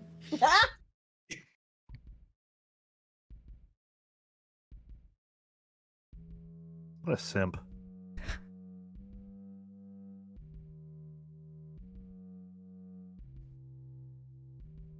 She's not Where into you, dude. is she? You say, where? You ask, where is she? Explore. And I think he reflexively glances through a particular tunnel without meaning to. And says, "With the explosions you just made, probably waiting for you at the extractor. Go on then, go to her." I don't like this where this is Sink going. the sickle into their chest. Damn. He like hisses at you, like teeth reaching forward, trying to get that bite, and then with the coffins already destroyed at this point, I think even if it wasn't for the group chat, you'd be able to tell by how like different this death feels. Like when this one disperses, the magics that sustain them know there is no safe place for them to return to, and it just falls apart. Where's the kaboom? There was supposed to be a shattering kaboom. Well, that's a difference in feeling I'm going to carry with me for the rest of my life. All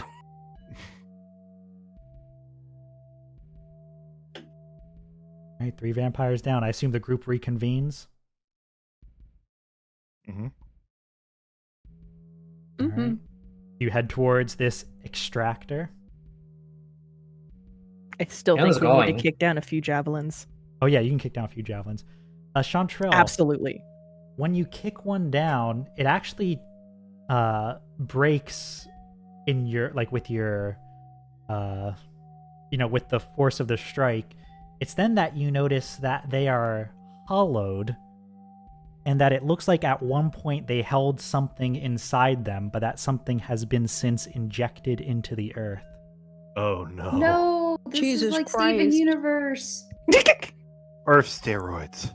Earth steroids. All right. They're turning the planet into a vampire. No! Whoa. Vampire Planet coming this summer. Is there anything you guys want to discuss before we reach the extractor? Because otherwise we're about halfway through, and I think it's a good point for our break before we arrive. Hey, Shion, ever seen anything like this before? Hey GM, have I ever seen anything like this before? I don't think so. Sort of like when I described the prison, right? Like Bryantok was very creative when it came to extracting information, punishing the disloyal, and similar such things. And while he, of course, dabbled a little bit in magic, because really, what does a vampire with centuries have to do but dabble in a little bit of everything? This level of design does not seem to be something that he would just put to of his own, like from his brain space by itself. Definitely feels like you can detect the traces of him, but this feels more like perhaps a cooperative project between him and someone else, right? Or he discovered something in his time away that he's trying to put to use here. Does that make sense, right? Like a little bit outside his typical wheelhouse. Yeah, that's what I tell Chantrell. I'm like,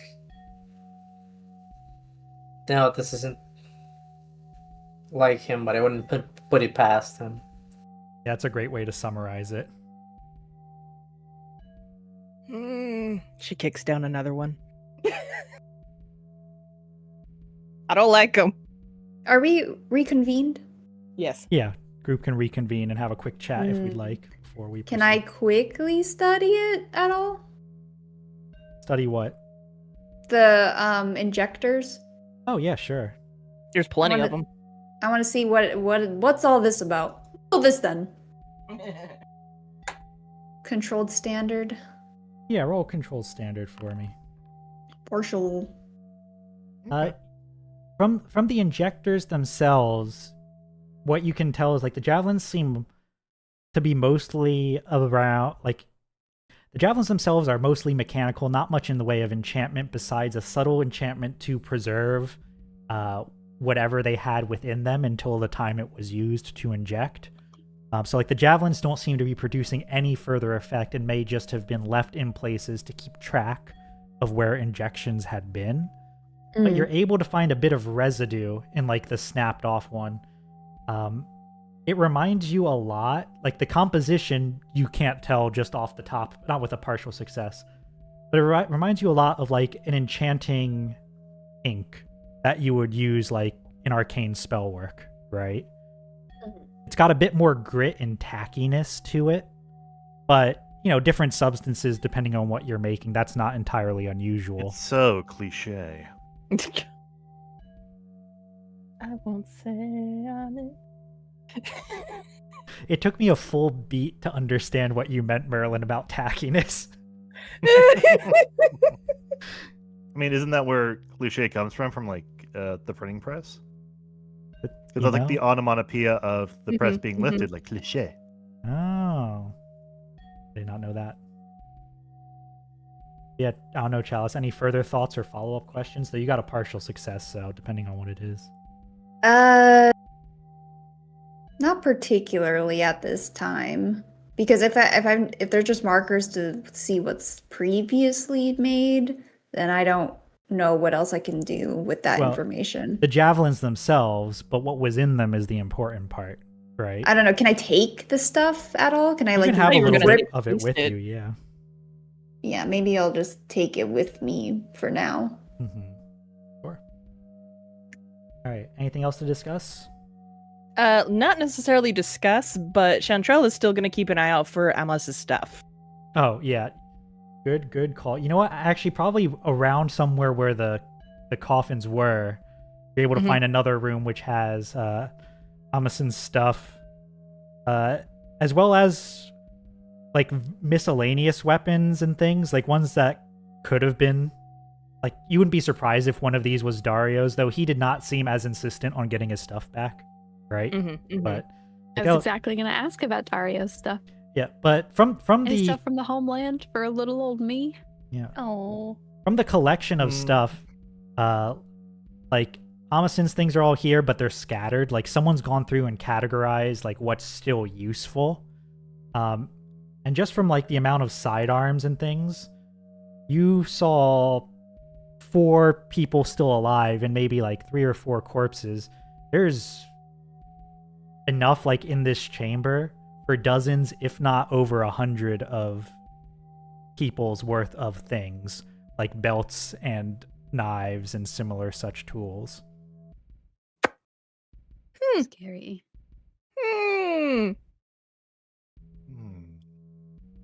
Hey, Shion, do you want to grab some extra weapons? Like, you know, you're always concerned about losing your chain. Just get some disposable ones. Invest in that a little bit.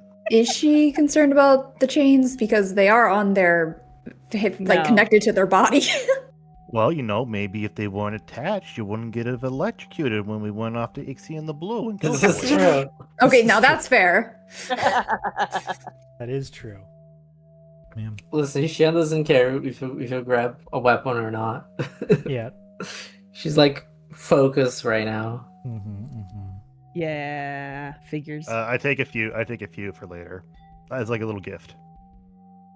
Oh, souvenirs! All right. So yeah, you guys pick up a handful of things, pick up Amos's stuff, and we'll take our break and come back in the extractor. Whew, what a Yippee. name. Yeah. Sounds relaxing. Yeah, it'll be fun. It'll be relaxing. I don't know if they allow that on Twitch. Oh no. All right. Anyway, break. Bye. Bye. Back in 5 to 10. Liminal Branch Library. Oh, that was loud. Sorry to anyone who heard that. That was really loud. Why did that? Oh, it's just the Liminal Branch Library. I don't know why it was at super high volume. But no. Anyway.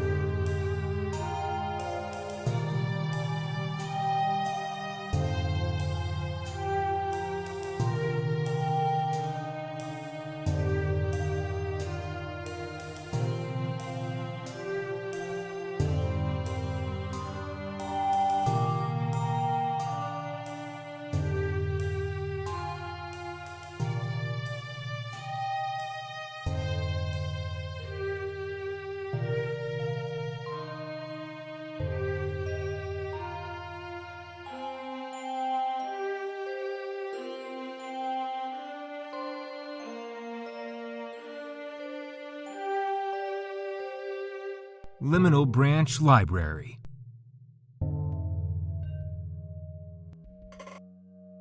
All right, and we are back from our break, and it's time to approach the extractor, which is very similar to Merlin, what I described to you earlier. There is a stalactite that has been added onto with stone and etched magic. Oh my god, there it is. Yep. Here's my incredibly powerful artistic rendering of generally what this looks like. It fits the mood, I gotta admit. Also, I didn't think it would be like section off like a hand. Yeah, it is. It was described in the vision as a great claw, like reaching down. Yeah, so that menacing as fuck. Yep. And off to the back of this, so like this chamber, you approach, we'll say, from like over this side, and you know, just throwing all these tokens down here just in case it becomes relevant. We don't know if it will. No reason. No reason. You know, as you all approach from this, oh god, I forgot how that works. Anyway, as you all slide in, feet first.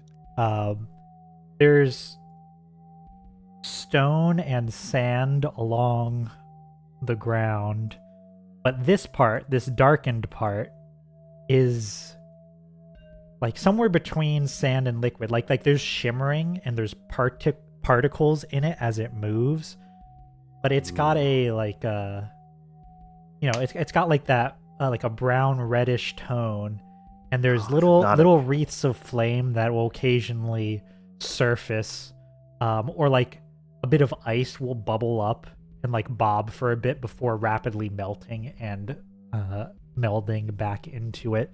Occasionally a bolt of lightning will just spark up out in a direction, illuminating the entire chamber. And across the far wall on the other side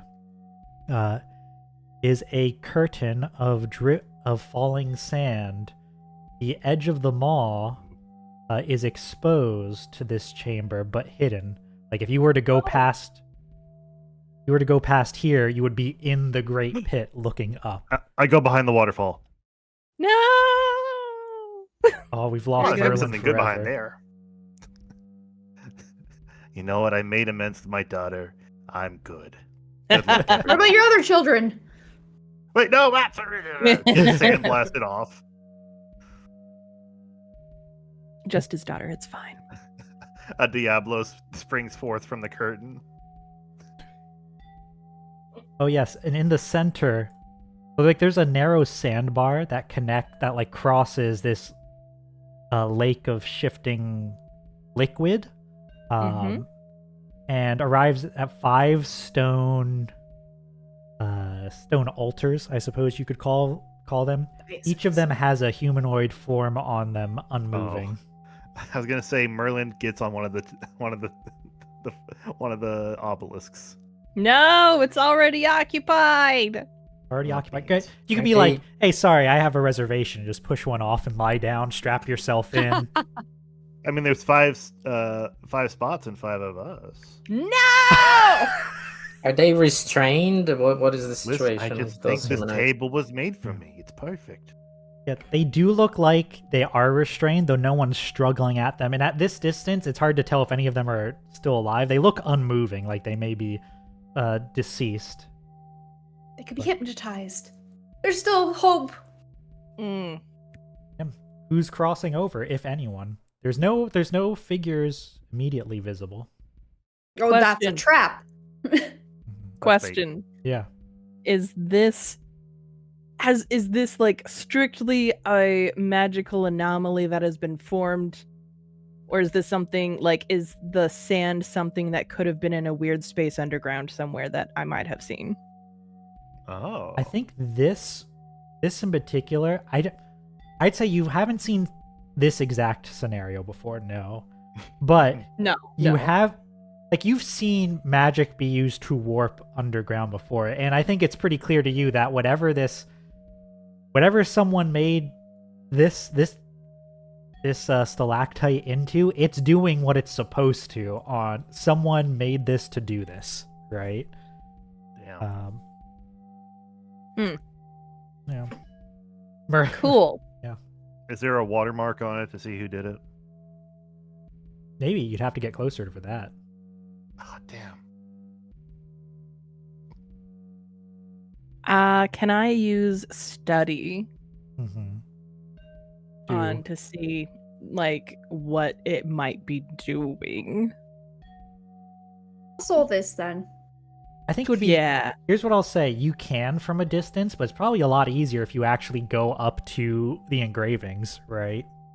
But if you want to try Okay, from a making- distance before you approach it, you're allowed to do so. I will Okay. try from a distance first. Yeah. Yeah. I motioned to one of the scouts to bring me a spyglass. A what? A spyglass. spyglass. So you have to, like, Okay, look I heard ahead. $5. I take the $5 and put it in the public spyglass so I can look at it. Yeah. Okay. I think that's reasonable for the scouts to have. Yeah. Is anyone else doing anything while Chantrell and I was Merlin? gonna ask what the light situation is here. You have a bit. So I'm assuming, and you all can correct me if I'm wrong, but knowing Shion, knowing that there's probably going to be vampires, you probably started this in the morning where you would have daylight.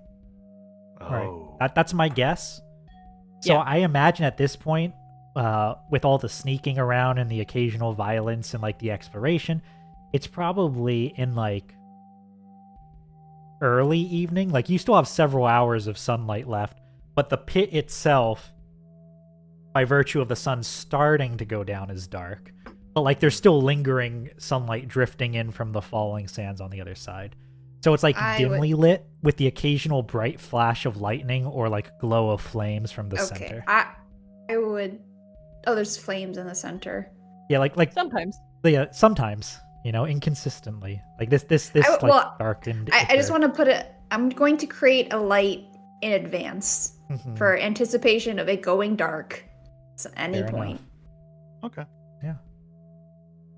Right.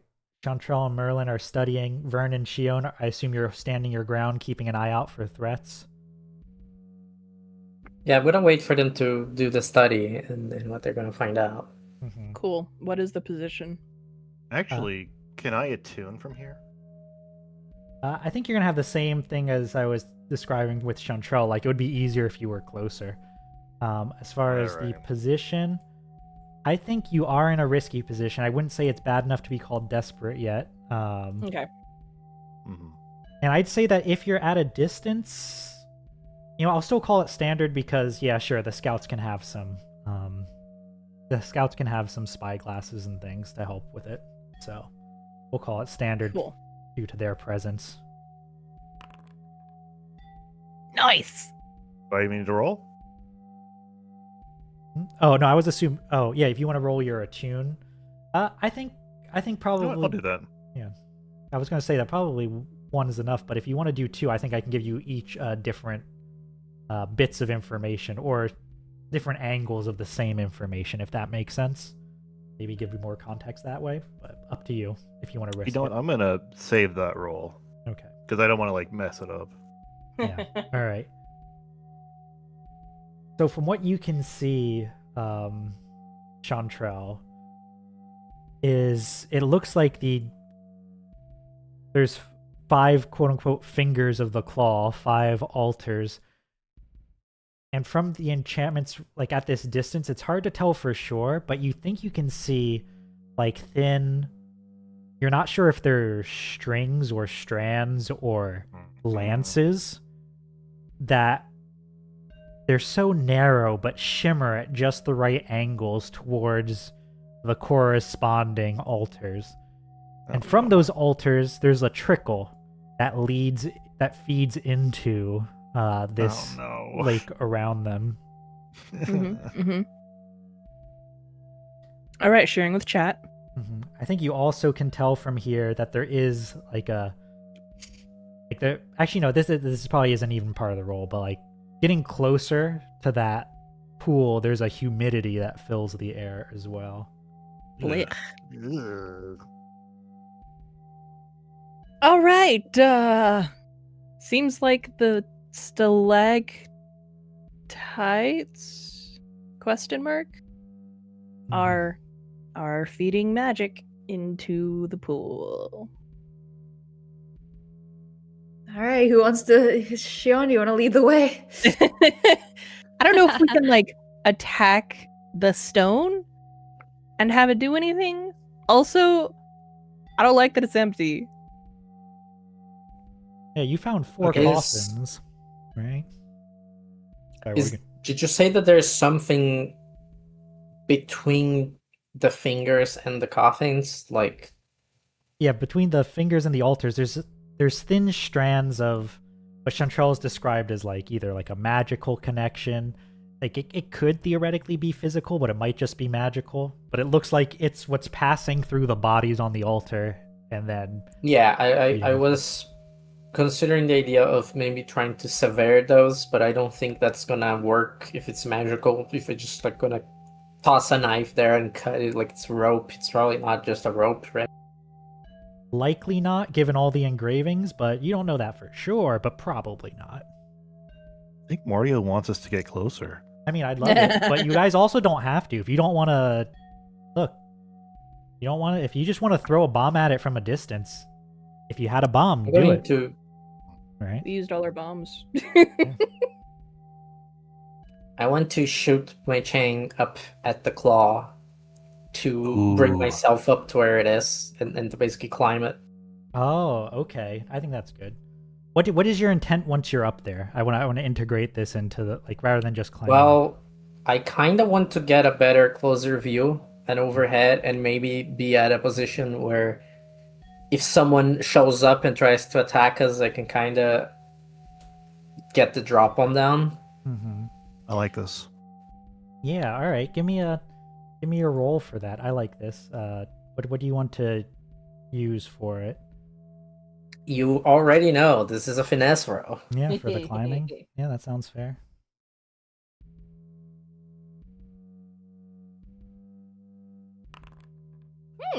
Partial success. You suffer harm, a complication occurs, you have reduced effect, or you end up in a desperate position.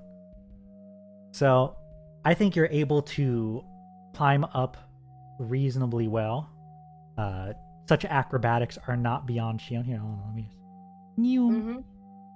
And let me write the token so that... There we go. Beautiful. Ignore that. Yeah, so you're able to climb up reasonably well. It doesn't take you very long to get up to the top. Before I describe what you find, what's everyone else doing as Shion ascends? Hanging back, I assume?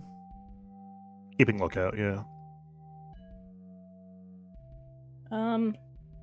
Approach a little bit, but I'm not crossing that sandbar.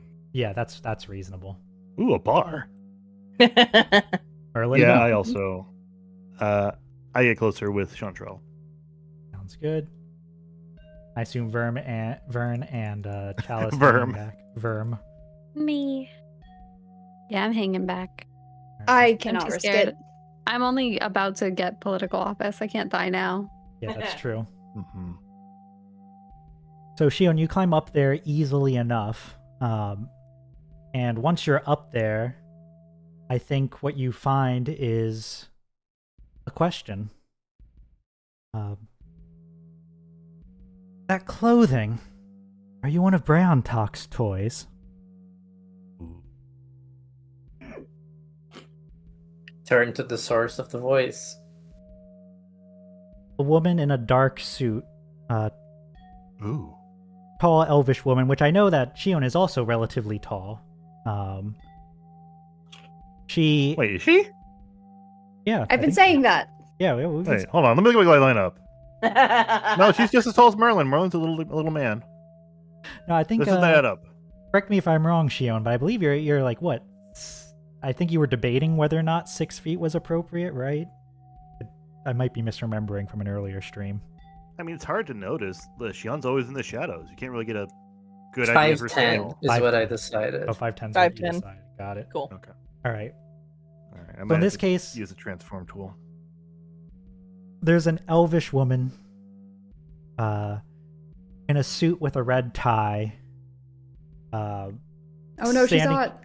Standing here in the shadows, watching you all moving around. When you arrived up here, her eyes just slid over towards where you were, making no effort to keep herself hidden any longer once you were at roughly eye level with her.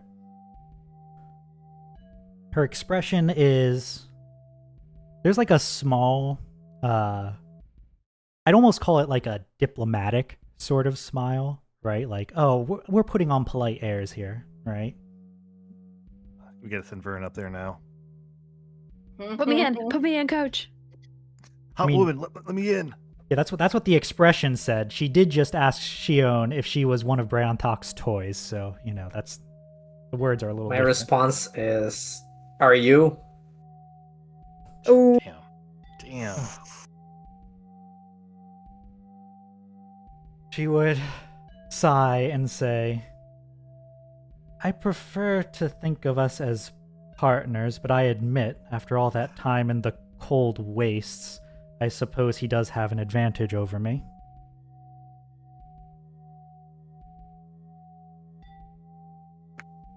Where is he?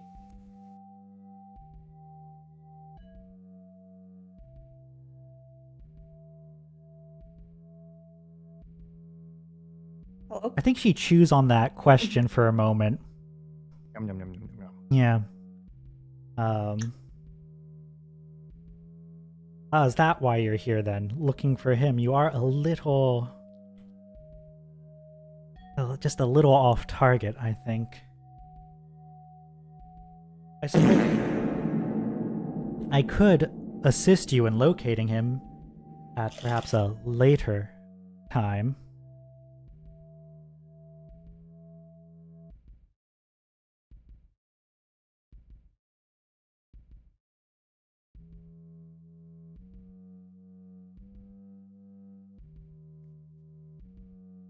I can find him myself. Given your resourcefulness, I don't doubt that that's true. How about this? You can find him faster if you work with me. Two of us are allies of opportunity at the moment, but there's no need for that to remain so. Besides, you look durable enough. I'm sure you could control the chaos, unlike the failures out there.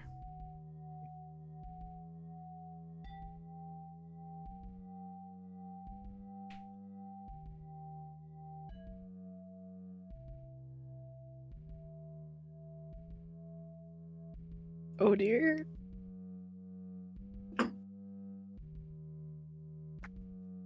If you're not going to answer, then I have no use for you.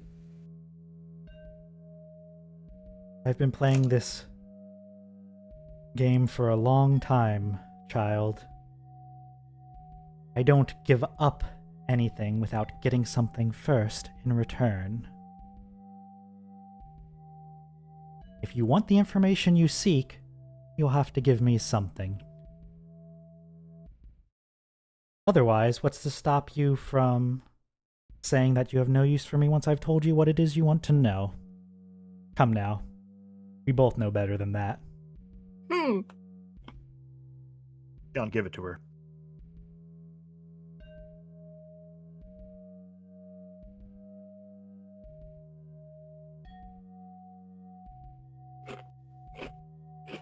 You have to gain in betraying him.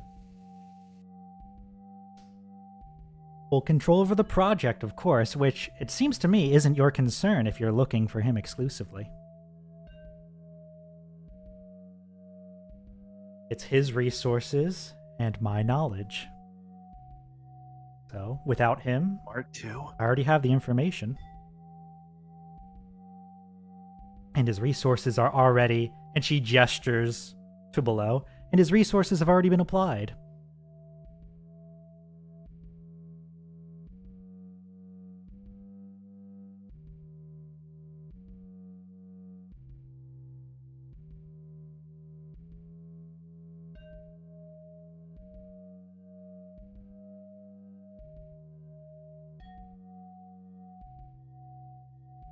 I think if Shion's thinking of a reply, if it's just you thinking of a reply, Lena, that's fine, and we don't have to tangent.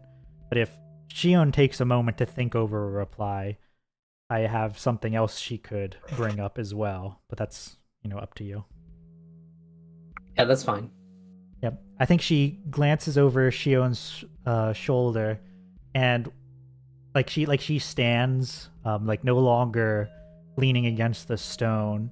And when she does, I think the rest of the group can see a little bit of movement up there, see that there's someone else up there with Shion, but not clearly due to the dim lighting. And Squints. Shion, you can tell that she looks over your shoulder towards the bright light that that Chalice has summoned in order to better see when it goes dark, illuminating himself and very likely Vern, who's standing back with him. Oh, Yeah. shit. I mean, I doubt that she would have been able to see us regardless of my light. Certainly. That's true. You're just drawn attention towards you, or you're just a little beacon. You're a little well-lit beacon, right? Aw. She looks over the Like in all our lives. Shion's shoulder towards them and says, "Seems to me you have friends in high places. I think an equal trade is get them to work with me, and I'm more than happy to disclose Brown Talk's current location to you, perhaps even assist you in getting there. But there are certain projects of my own that must remain undisturbed."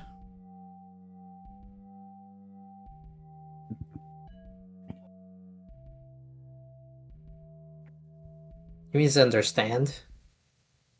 My problem isn't with Brayden Hawk specifically as an individual. It's with your kind. Oh, Yeah. well, that is a shame. Here, I thought we could have a productive discussion. I suppose that's over with? With a flick of her wrist, there's a splatter of blood that extends into a long blade. Yep. I assume there's violence. Now, you can correct me if There's I'm gonna wrong. be violence. Yeah. I'm gonna do a violence. All right. To be fair, Shion and violence is the default. So I'm just gonna send a ping in the group chat to let them know the violence is happening. Yeah. Event violence is the starting. answer.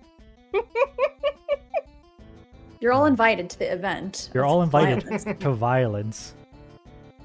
All right. Okay. Violence happening now. Shion, do you move to make the first strike? I assume so. Right, as soon as that weapon's summoned, you're ready to take a swing. Oh, absolutely. Right. Choose your combat skill and make a desperate roll, because you are up high in her space alone. Consequences for failure are high. Yeah. Eon gonna one-shot this girl. Is it standard? It is. Yeah, I think the effect is standard. So desperate standard. Going to take 2 stress here. There. Okay.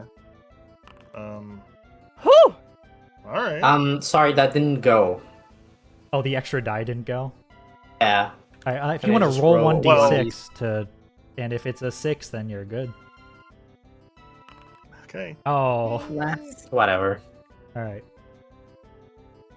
All right. So here's what happens: you do it, but you either suffer severe harm, severe complication. All right. Here's what I think.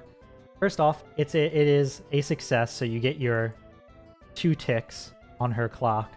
I will give you the choice, Shion. Level 2 harm as she stabs into you with her blade of blood, that then, once it stabs into you, expands once it's inside you in order to spider out. So level 2 harm from that. Or you can get shoved off and fall, taking a level 1 harm from the fall, as I assume you use your chain to slow yourself, but land on the ground.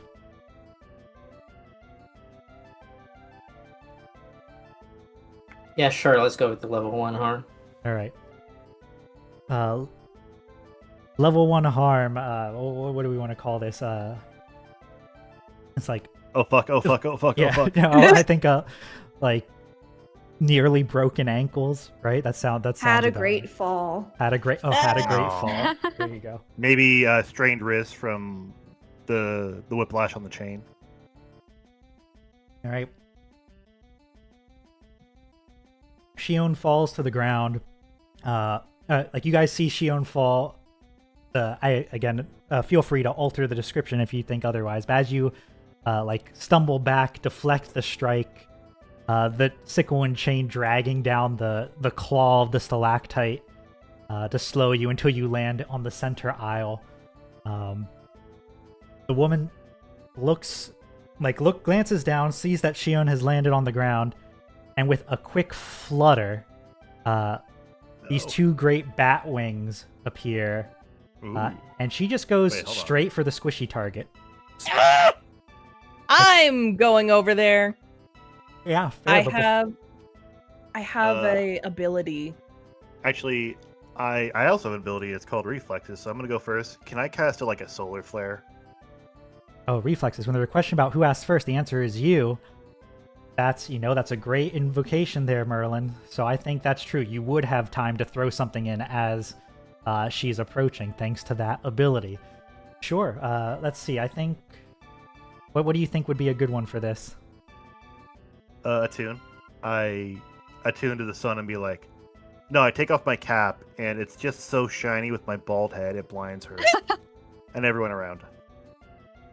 Okay, I mean, with a little bit of extra magic to turn that into daylight, I think you got yourself a sufficient impairment. Make your roll. I'm gonna add some stank on it as well. Yeah, I'll say that on a full success, you managed to delay her long enough that Chantrell can get there, and Shion's most of the way there, assuming Shion wants to race over. Okay. Risky? Okay. Or desperate? We're gonna go When with you risky say- for you because you're not currently in the line of harm. Okay. What's up? Wait, who's squishy target? You and Vern. Damn it! Yeah. I thought it was Shion. I was like, oh, it sucks down No. there, huh? No. It's all around. She I is accidentally old grow enough. hair. She's old enough that this conjured sunlight has little effect on her and does not prevent her from pursuing these two. She, like the Can two I use wings. my ability? It's Sorry. called Gallant. Oh, what's your gallant one? Sure, everyone's popping their abilities all at once. What's this? Yeah. Yep. You may expend your special armor to protect a teammate or to push yourself when you gather information or on potential threats to the claimant. So that's pushing myself, but I'm going for the special armor to protect a teammate. Oh yeah, sounds good. All right, I don't think we've used a special armor one before. Oh yeah. But as you all have on the right side of your character sheet, 3 armor boxes. One is armor, one is -1 coin, and one is special. Armor takes up your inventory slots. Takes up some of your inventory slots for that sortie. A -1 coin. Once you've already marked the armor, you can extra coin to use it a second time. And special is only if you have an ability that lets you use it, such as this Gallant ability. So, Chantrell, here's what I'm going to give you an option for. Do you want to use it now to definitely get in the way, and now you're the one who has to deal with this with whatever role that means? Or do you want to give Vern and Chalice the opportunity to roll, and then you use it only if it looks like they're going to fail, but then that means you get the consequences of their fail? Basically, you want to use it preemptively to guarantee they won't be hit, or wait for the chance that they might succeed, but if they don't succeed, you will definitely get hit. Preemptive. All right. Chantrell doesn't wait. Understood. All right, Chantrell rushes over thanks to that ability. Mark that box. Chantrell, what do you do to dive in their way and otherwise deflect her? Well, my cloak is great at being extendable in very special circumstances, such as this one. So I don't know if she's ever seen that before. So it's probably like the web of the cloth, not cloth, suddenly blocking her way as I also jump in the way. It's like, what the fuck? Wait a minute. There's no blood in this. Hold Yeah, on a I mean, minute. that sounds good. Are you, assuming that deflects it, are you counterattacking? Like, are you Yes. striking? All right. Make your combat roll. That will determine how effective your defense is. Though you are, of course, now the new target thanks to your Position? interposition. We're gonna call this desperate standard still because she is dangerous. Okay. Yeah! Success. All right. Damn. Oh, get a point. So, XP. oh yeah, and don't forget, yes, Shion as well earlier. All right. So on that, we get 2 more. I assume, Shion, you're racing over as this is happening too, right? Actually, I'm curious about the bodies over here. Oh, yeah, sure. Can All right. I find out anything about them? Like, are these people alive or? Mm-hmm. That's a great question. From what you can tell at a quick glance, actually, let me describe Chantrell's things first, and I'll come back to you. Chantrell, you do the expansion of your cloak, and she reflexively turns into a bat to like navigate it. But when she comes back to, your sword is waiting there, and you're able to strike her and knock her back. So even though she was able to initially like attempt to dodge, you were able to trace her movements well enough that forcing her into bat form made her vulnerable. And with a strike, she skids back. Across the sand and stone, panting a little bit. Wipes the blood from her injuries as she turns back into her human form and adjusts herself. Shame we had to meet under these circumstances. You're a rather skilled combatant. But Don't try and come onto us now. Well, hold on. yeah. Let's hear her out. No. Shion, Shion, you might have. Listen, Shion, you might have a problem with her, but we're Chalice over here is democracy. newly single. Yeah. No. Shion, what you can tell of the 5 who are here, they seem to be, if not fully dead, quite near to it. Though perhaps dead isn't quite the right word. They seem to be much like the prisoner that you put down, in that they are undead who are wreathed with chaotic energy and being drained continuously by this setup. Damn. You're quickly putting together the puzzle pieces. She's created some kind of elemental vampire and is then processing them into this that's around you. For what purposes or what end, that's not entirely clear, but that seems to be what they are. These ones themselves, they don't look like they don't appear to be any threat to you at the moment. They look like they could barely survive the week, right? But Relatable. all right. Meanwhile, off to the other side, she's backed off slightly, glances over to Shion towards the center, sees, even though Merlin's spelled in affect her, and then Do I get looks to go? towards Merlin. Sorry, what was that? Do we get to go? What do you want to do? I want to, because she missed and dodged, with Chantrell, is engaged with Chantrell. I would like to use this opportunity to run to the diocese, and I want to see if I can dismantle the little setup she has here to distract her for my compatriots. Okay. I Do think the that's DD viable. method. I think it's viable. You're probably most of the way there, Vern. Are you doing anything then? I was thinking of trying to distract her with like command and either sicking the scouts to help Chantrell fight, or like yelling at her directly and be like, "You dare accost the future ruler of this land. You wanted to strike a deal, and now you've just dashed all of that hope. Nice going." Smooth move. Idiot. Stupid. You dingus. Baka? That's what I call a ding bat.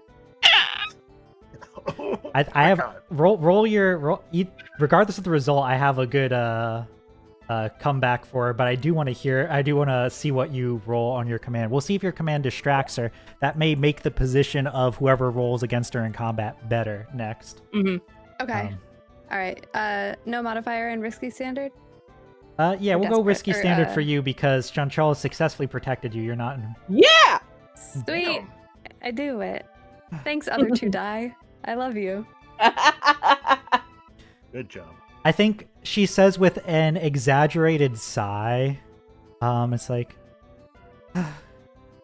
you give me little choice with a vampire hunter in your employ. Truly, this sort of leader, and you're not looking to increase the diversity of your team. Like, City. just dripping with sarcasm. That's awesome. I love her. And besides, you're the one who should regret not partnering with me. My last employer ended up a deity. A shame for you. Boy, the lore. Oh shit! Wait, who? What's her name again? What's My whose bad. name again, Nova? Did we get her name? She's mother. Whose name? Mother This is mother. Shut up. Oh, it's Mother. Oh, shit. God, Katie was there. I was there. Yeah, I believe you. you were there. I had a huge crush on her. And we still do. Yeah. All right, Shion, you see Chalice running towards you over the mind meld. I assume, Yeah. Chalice, you're like, can we do anything to disrupt or destroy this? Yeah. I was gonna just kill those people. Yeah. Oh, like filling If a balloon that's with too an- much chaos. Yeah, just like the first guy. Yeah. Yeah. If that's enough, because I mean, wait, is she using these bodies to create a new one, or are these all supposed to be the new ones that she's creating? You know what I mean? It looks Like, like are- she's draining them, Oh, I see. I see. extracting something from them, if we may. I mean, I think, yeah, certainly if Shion can kill them, that would work too. Oh my but- god. Yes. Is this stalactite the mommy milker? No, we're gonna ignore that. I'm gonna All redact right. that I from the just had to VOD. say it. I just had Redacting to that say from it. the VOD right now. But you know, there are a lot of them, so maybe I don't know if I can necessarily help kill them, but I would, I don't know, like push them. I don't know, like You can look at the enchantment part of it. yeah, I'm gonna look at the enchantment part. All right, sounds good. Can I get a roll from Shion and from... So Sorry, what was that? so here's the plan. Uh-huh. What I was gonna say is that I was going to throw 5 knives Uh-huh. to get all of these at once. Yeah. In a swift blow. Hell yeah. Hell And yeah, I hell assume that they all go off in a chaos explosion, which Mhm. may or not destroy this whole setup. That's very possible, yeah. Very possible. So are you saying I should run? I don't know if Chalice can do anything here. Because this might get Aw. dangerous. All right, I mean, unless Chalice, you think there's a way for you to help with that plan. I mean, if Shion doesn't get a success, like if it's a partial success, they're not all gonna die at once. Mm-hmm. So I'm perhaps I can do something to guide her knives or something. Like maybe I can use finessing magic to help Ooh. aid her somehow. You use trigonometry to find the best angle to throw them at. Yeah, Use I don't know. Cast True Strike on Shion. Yeah, something like that. Shion, if you're willing to get some magical aim assist, I don't see why not. Sure. Yeah, all right. It's done. Chalice, you have the mark to help, though. Ugh, but if I do that, the stress it goes over. Oh, then Oh. then you probably don't You want don't. to do that then. So can't I? Can I just do my own roll? Uh, Can I? I'm gonna see what Shion does first. all right, sure. See what And if Shion it does first. succeeds, All right, then Shion, make your roll then. No extra dice. Alas. Kind of rose this. I think for you at the moment, risky. I don't know. Yeah, we'll still call it risky great, because if you can successfully do this, there will be great effect at your intended consequence of destroying this setup. But you're not in a desperate situation because she is not here with you, or the vampirist is not here with you. Partial Hey! success. All right. I think what I'm going to do on partial success is I'm going to say you do get them simultaneously, but you yourself are in a desperate position because You get those simultaneous kills as I assume you back up to what you believe, like, a safe distance, right? Multi-kill. You throw those 5 knives. Back up a bit. You get those simultaneous kills across all 5. There's those bursts of chaotic energy that cause, the claw above to fracture and begin to fall. And as these 5 perish, across those little, the bits that are draining into the lake around them, it's like lighting a match on some gasoline, right? Ooh. And their deaths suddenly trigger bursts along this entire lake, which you're currently crossing the sandbar of, having made your throws. Chalice, is there anything you can do to help Shion in this situation?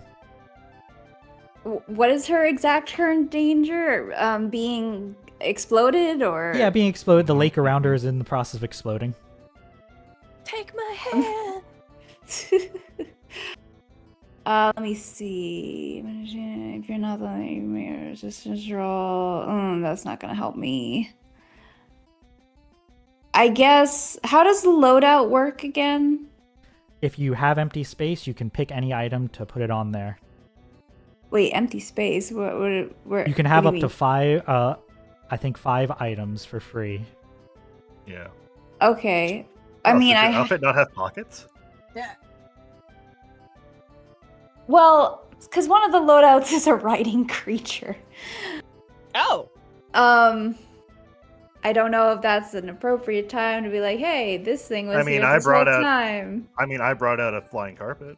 It was to say you don't have a cloak of levitation or something.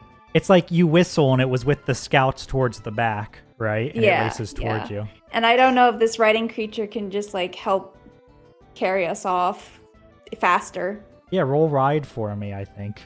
I don't have anything to ride, but if you have a different skill, then roll the other skill. Finesse somehow. Finesse somehow. You have craft. Make a hoverboard with the stuff. Oh, actually, that's a good point. Yeah, craft. I actually had this cool hoverboard the whole time. If you had it the whole time, you wouldn't have to roll craft. Shut up. Look, you can roll whatever. You just have to be able to justify it to me. So you got to do the justify. I take a slab and I craft it to be a hoverboard, and I get out of there.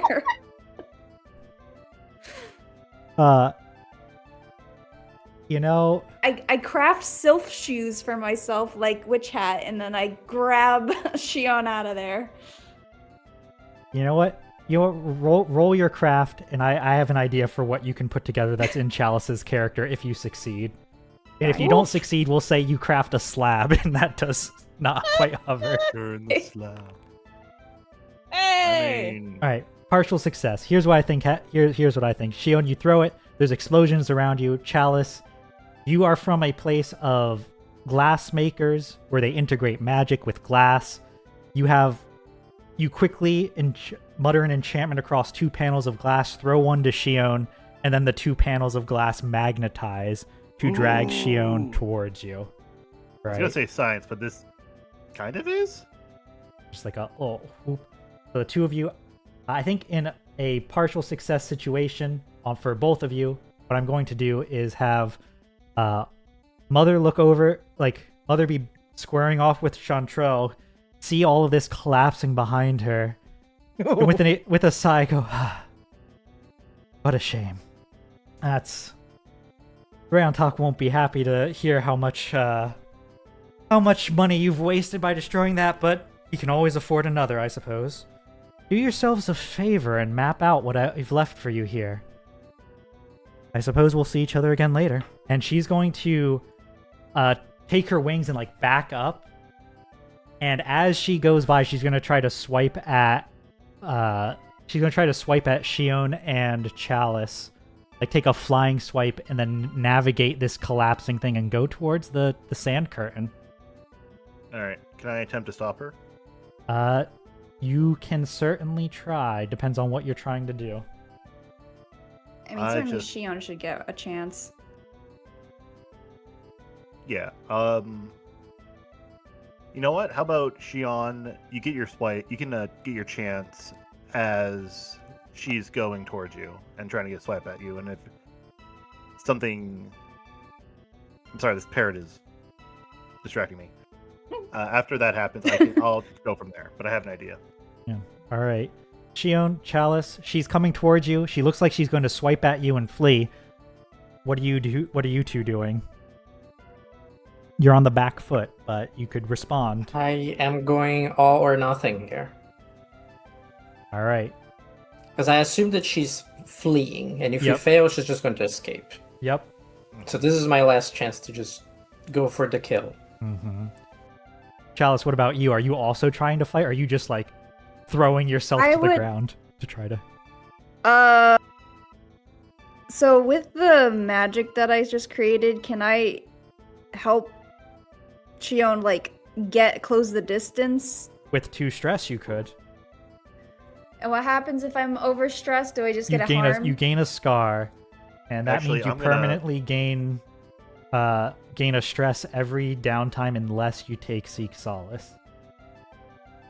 But if I get a scar, Because I think that's what I- that means. I did. Hold on, I And might you'd be look forgetting. cool as fuck. If you get 4 scars, you do retire. die. You retire. Oh, You okay.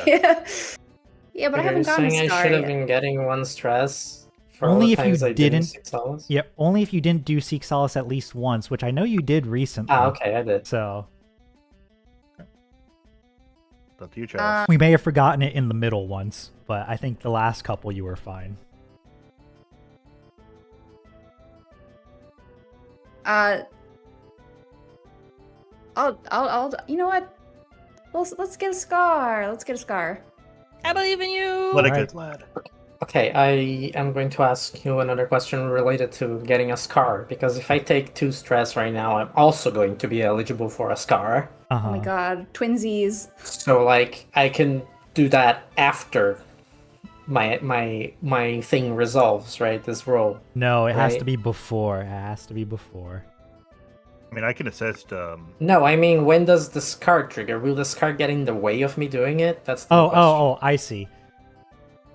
When you get the scar will not get in the way of you doing it. It will, however, apply immediately after. So if you two both do this, you will both be scarred immediately after, and you're essentially out of the sortie. You can technically still take some actions, but you basically can't roll to resist anything. So any time you would get harm, you automatically take the full extent of the harm. Your ability to roll is also impaired. So being at a scarred state, like freshly scarred state, means that after this, you won't really be in a good position to make follow-up rolls. But you can certainly do it if that's a risk Okay, you're both willing to take. Further question. I have an ability called Battleborn. You may expend your special armor to reduce harm from an attack in combat or to push yourself during a fight. Does this still... Am Yeah. I able to use this even if I am in the scarred state? So you wouldn't be able to use that if you were in the scarred state because you can't push yourself while scarred, but you can use it now because push yourself means to give yourself the extra die without taking 2 stress. So you could use your special armor now to gain the extra die without taking the 2 stress, thus not scarring you. How many times can I push myself in one row? In one roll, just the once. Just the once. But if mean, Chalice I'll is helping spend- you at the cost of gaining a scar, and Merlin's potentially helping you. There are options. Mhm.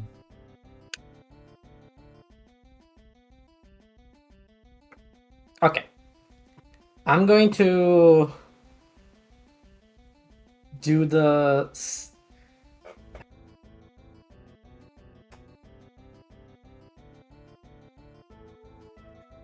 I'm going to do the more sensible thing, the safe option.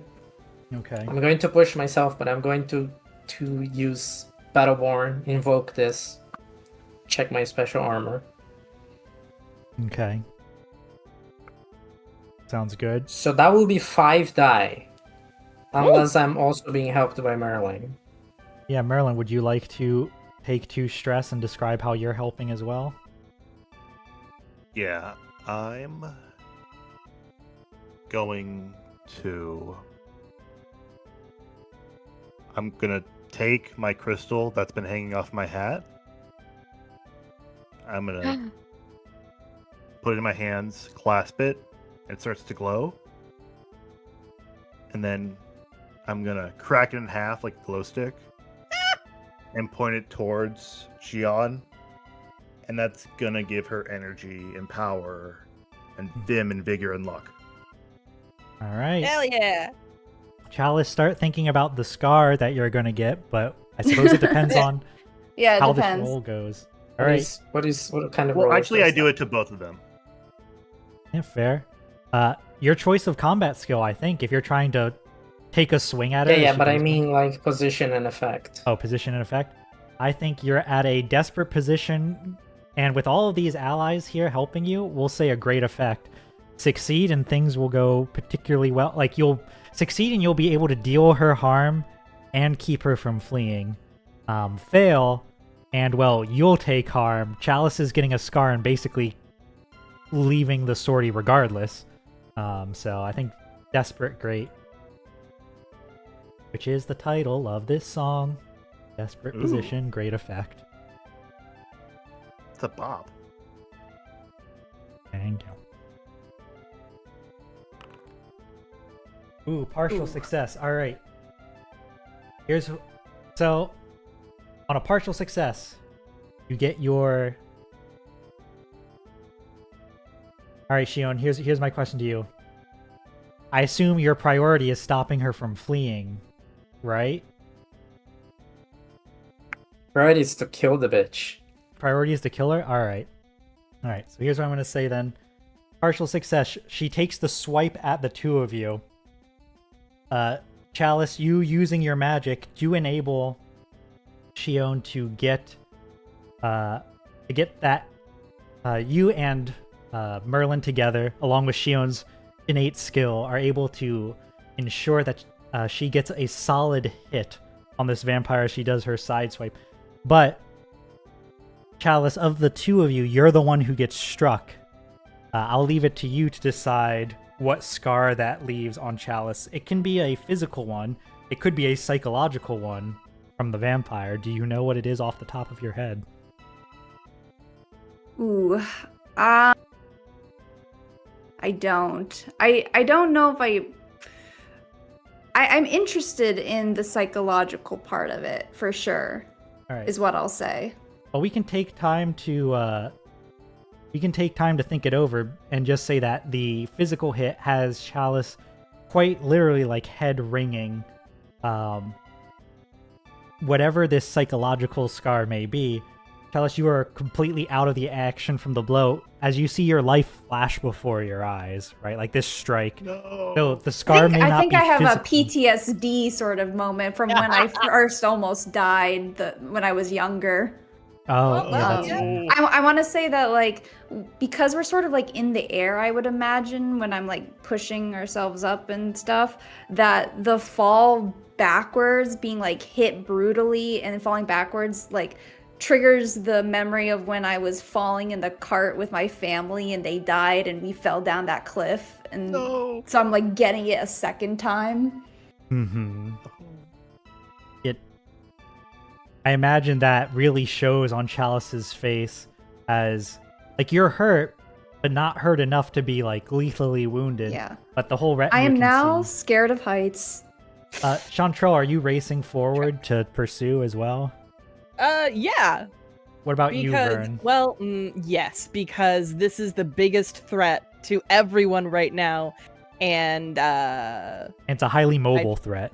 yes.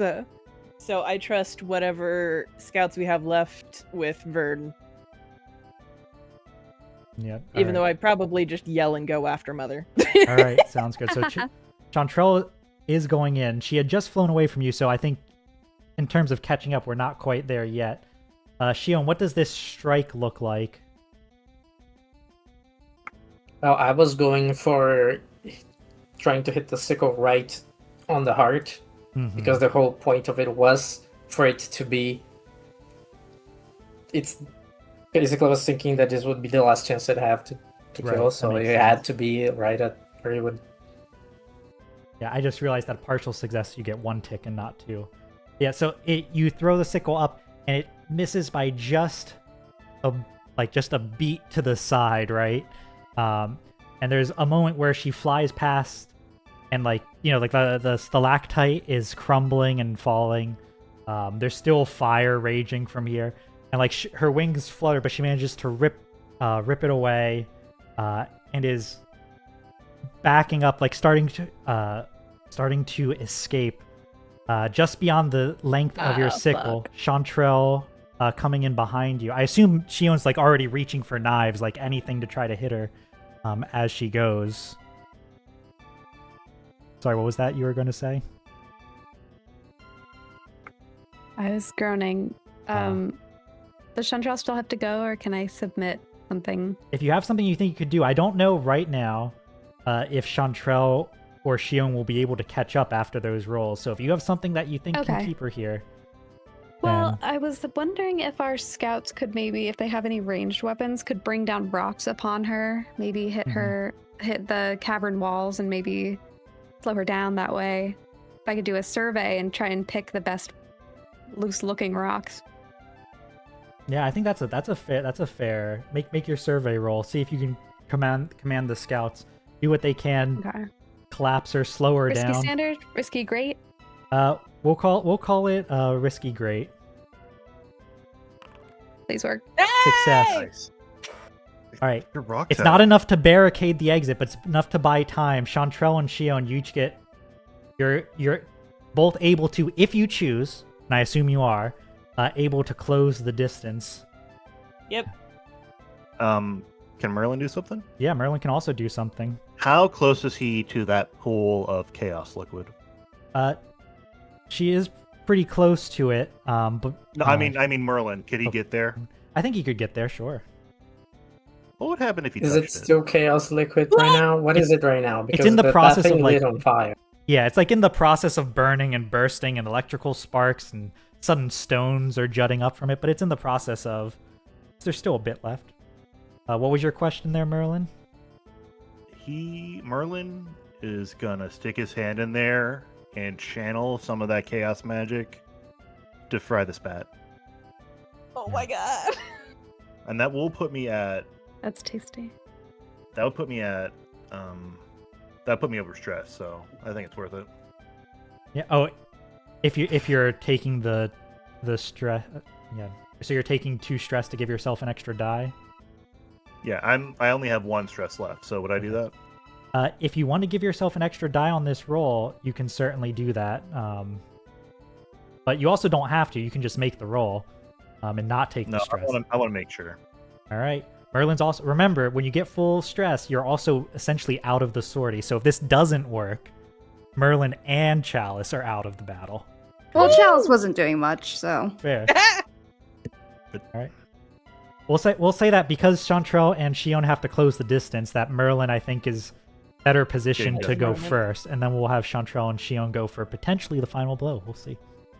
Okay, Merlin is getting desperate. He's he doesn't want her to get away. We do have to figure out where her body is in the coffin, though. Yeah, even if There you were kill 4 her. coffins. Yeah. So he looks through the pool. He's like, I don't know.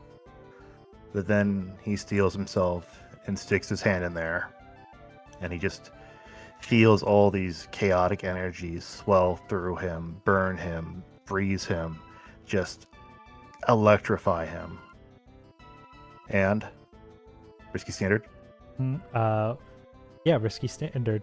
Actually, could it be desperate? I was going to say, yeah, it's going to be desperate standard because if you fail this, in addition to your stress being full, you might take extra harm from it being chaos stuff. So yeah, let's call it desperate standard. How about, since it's chaos stuff and dangerous, but also powerful, it's desperate great? Or is that too much? Do I want to give this great? I think the chaos stuff is what's enabling you in this case, unfortunately. I want to. So I'll do desperate standard +1. These desperate standard +1. Yeah. Woo! Success. All right. With Desperate Standard, that's 2. And Merlin, you'll also get to come up with a fun scar, your choice of psychological or physical, as the chaos racks through you. What element of chaos or elements do you choose to land a strike? Light. Gotta be light. Oh yeah, just like you conjure a beam of light that cuts into her. There's a hiss. Ooh. Maybe It's- it pierces through it one of goes- her wings, slowing her down Yeah. even further. Like, I just go, ah! And light just pours out of my eyes and my mouth. God. And Wow. I aim it at her with, like, some difficulty. Mm-hmm. And then he spasms and jerks his hand out of it and he just disappears and he's down. Right. Yeah, and with that, like that beam cuts through one of her wings. I think Shion and Chantrell, this is the first moment that beam of light is the first moment you actually see frustration on her face.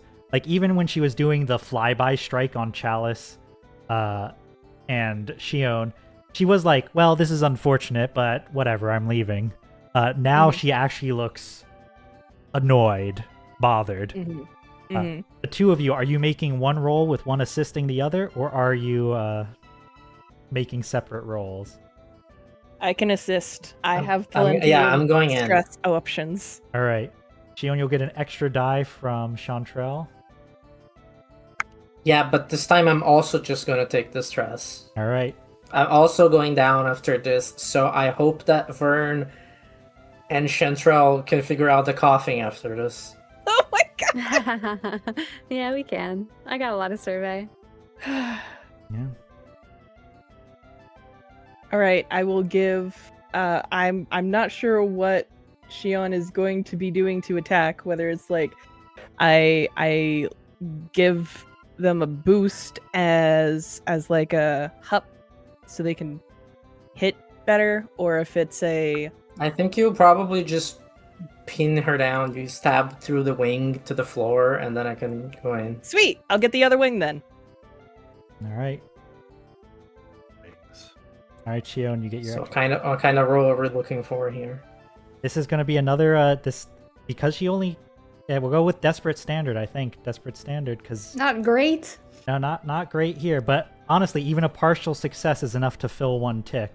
So as long as Yes. you don't get a failure. Success. Yeah! Yeah. Yeah. Good. Chantrell pinning one wing. Shion, what's the final strike?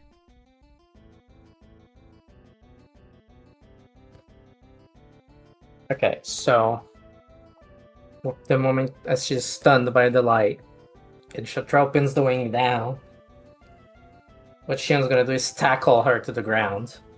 Ooh. Basically get on top and bring the scythe down, the Lucky. sickle down, and keep it in on that spot on her heart until she and watches as the body just entirely dissipates and does not leave that spot until this whole creature is missed. Shion, like you're forcing that sickle like into her heart, and a clawed hand like reaches up to scratch and push at you. She tries to swing the blood sword, but it dissipates from the blade in her heart, making it unable to sustain. Rather than being turned into mist, like she starts bleeding a lot. Like this pool of blood expands out around her as you twist, and she shrieks until there's that final bit of like resistance, and the blade finally sinks a bit deeper. And she suddenly goes still, and her body just starts to sink into that pool of blood, eyes empty. What? He wasn't a vampire after all. She was vampire plus, or maybe I don't know. Shion, I Super assume Saiyan you 2 that's where you vampire? collapse, right? Like you collapse into the puddle of blood. Sure. Or maybe back away from it, and Chantrell starts to drag you back. Nah, I fucking collapsed Eh. Yeah. Okay, question. on the Yeah. blood.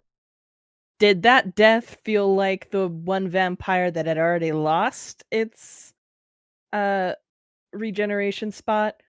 Or like the others Because we where destroyed 4 coffins, right? I Yeah. assume she wouldn't hang out with those noobs.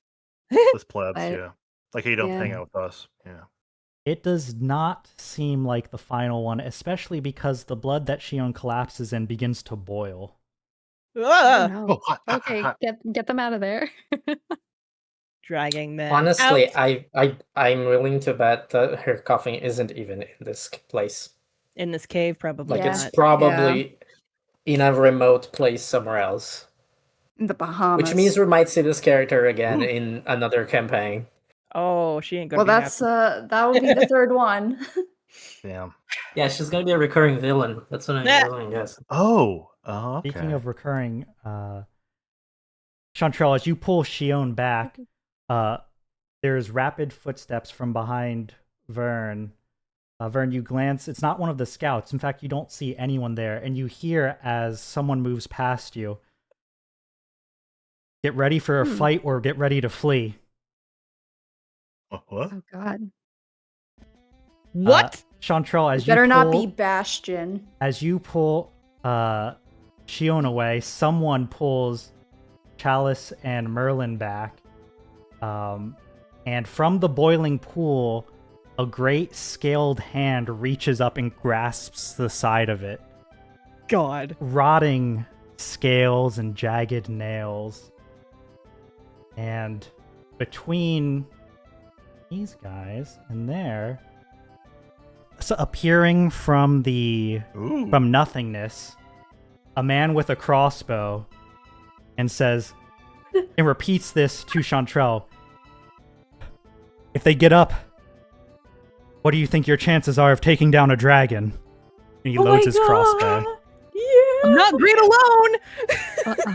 Uh-oh. Help me. Niffy goes, on your left! Oh no! Oh my god, can Yeah. you imagine?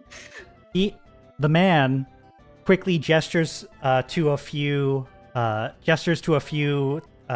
like bottles he has on his belt and tosses them to Chantrell. Says, you use this to either help them escape, or and then there's like a bellow as this rotting head emerges from the pool. Oh no. Valhazak. Ooh.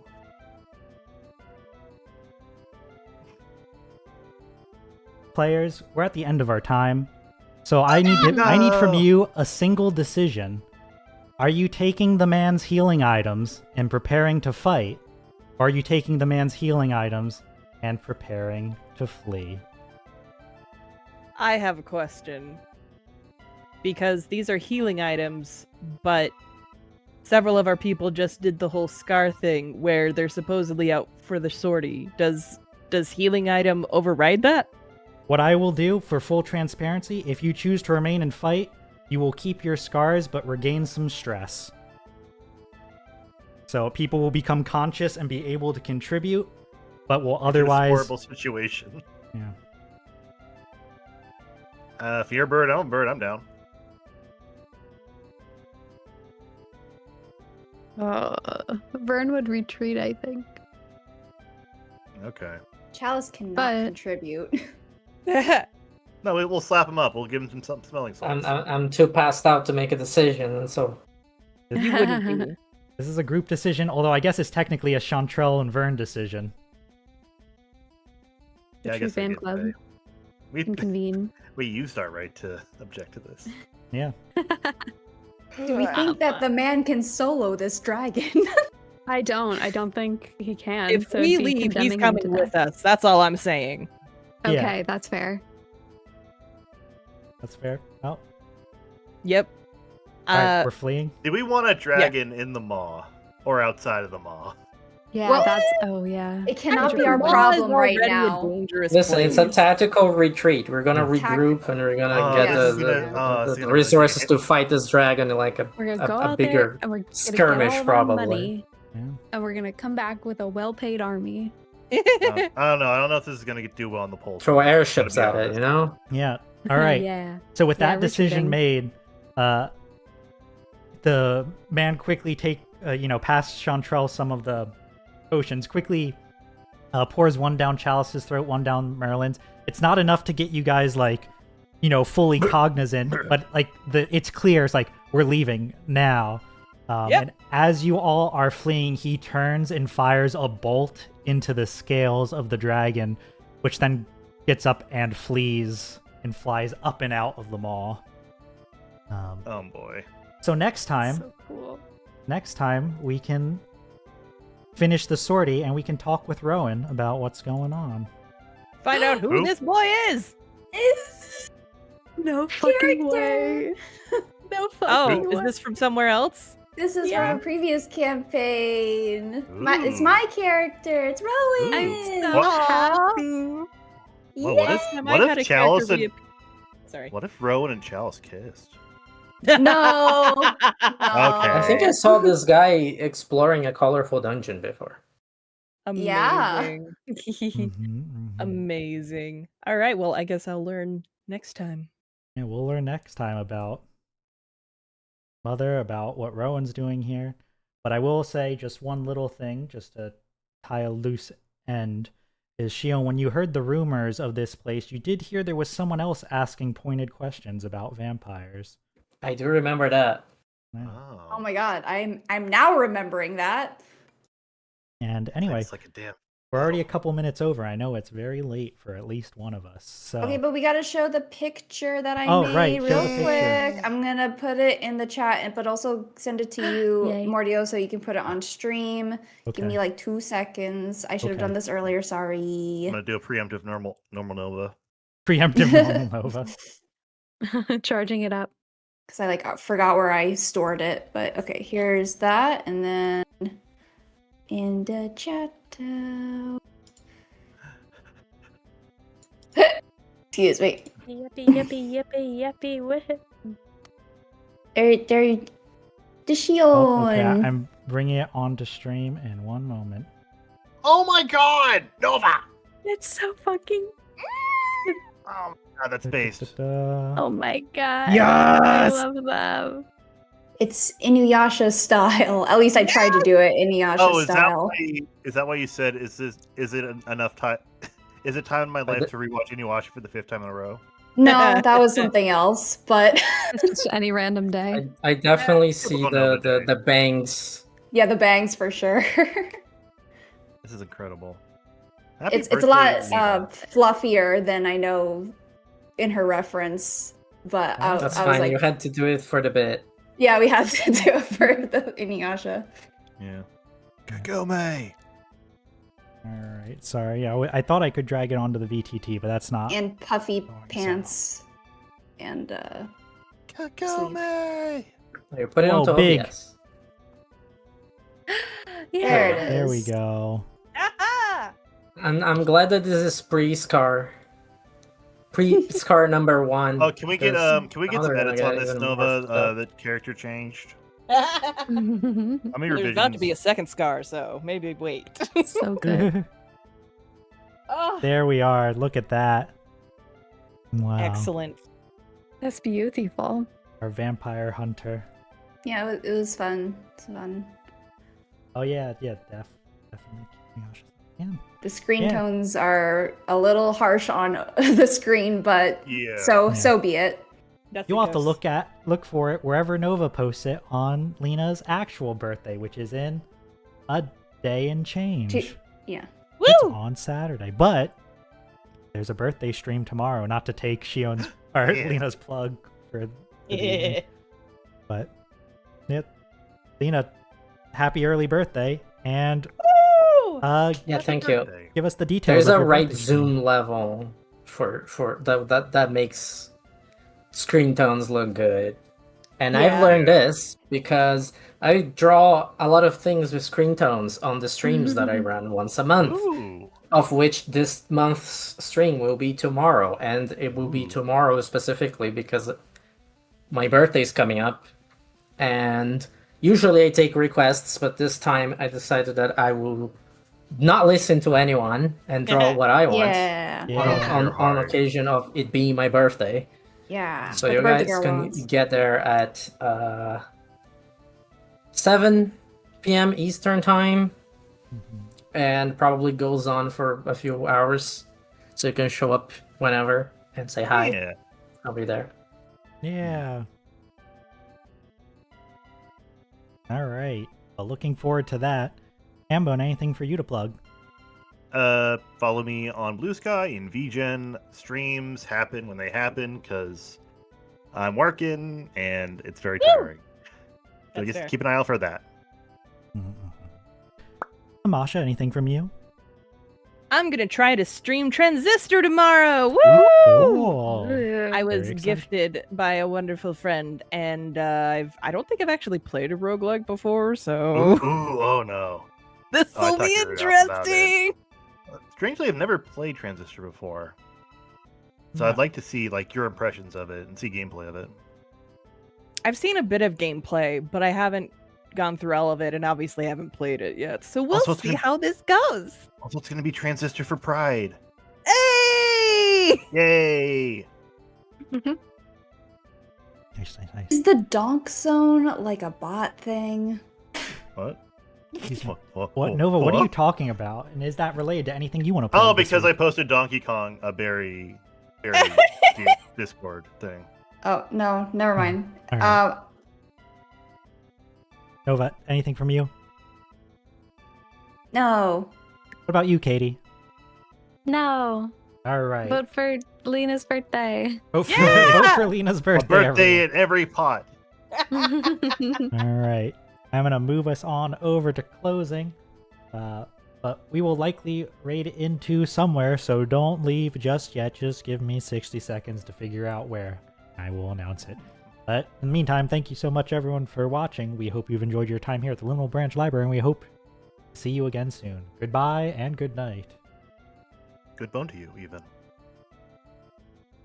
Good vampire. Good dragon. Mm-hmm. Good. Mm-hmm. Anyway. Bye-bye. Good mycelium.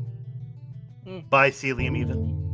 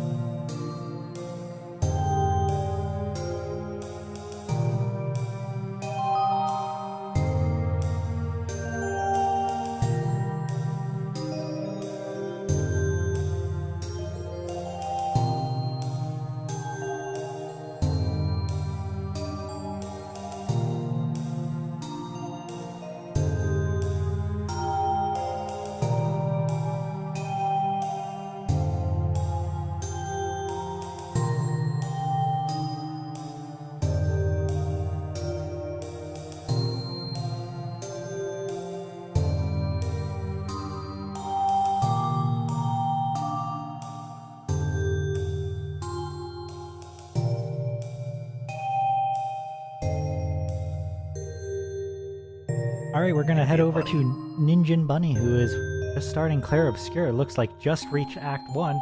So say hello if you can. We appreciate it. But otherwise, like I said earlier, goodbye and good night.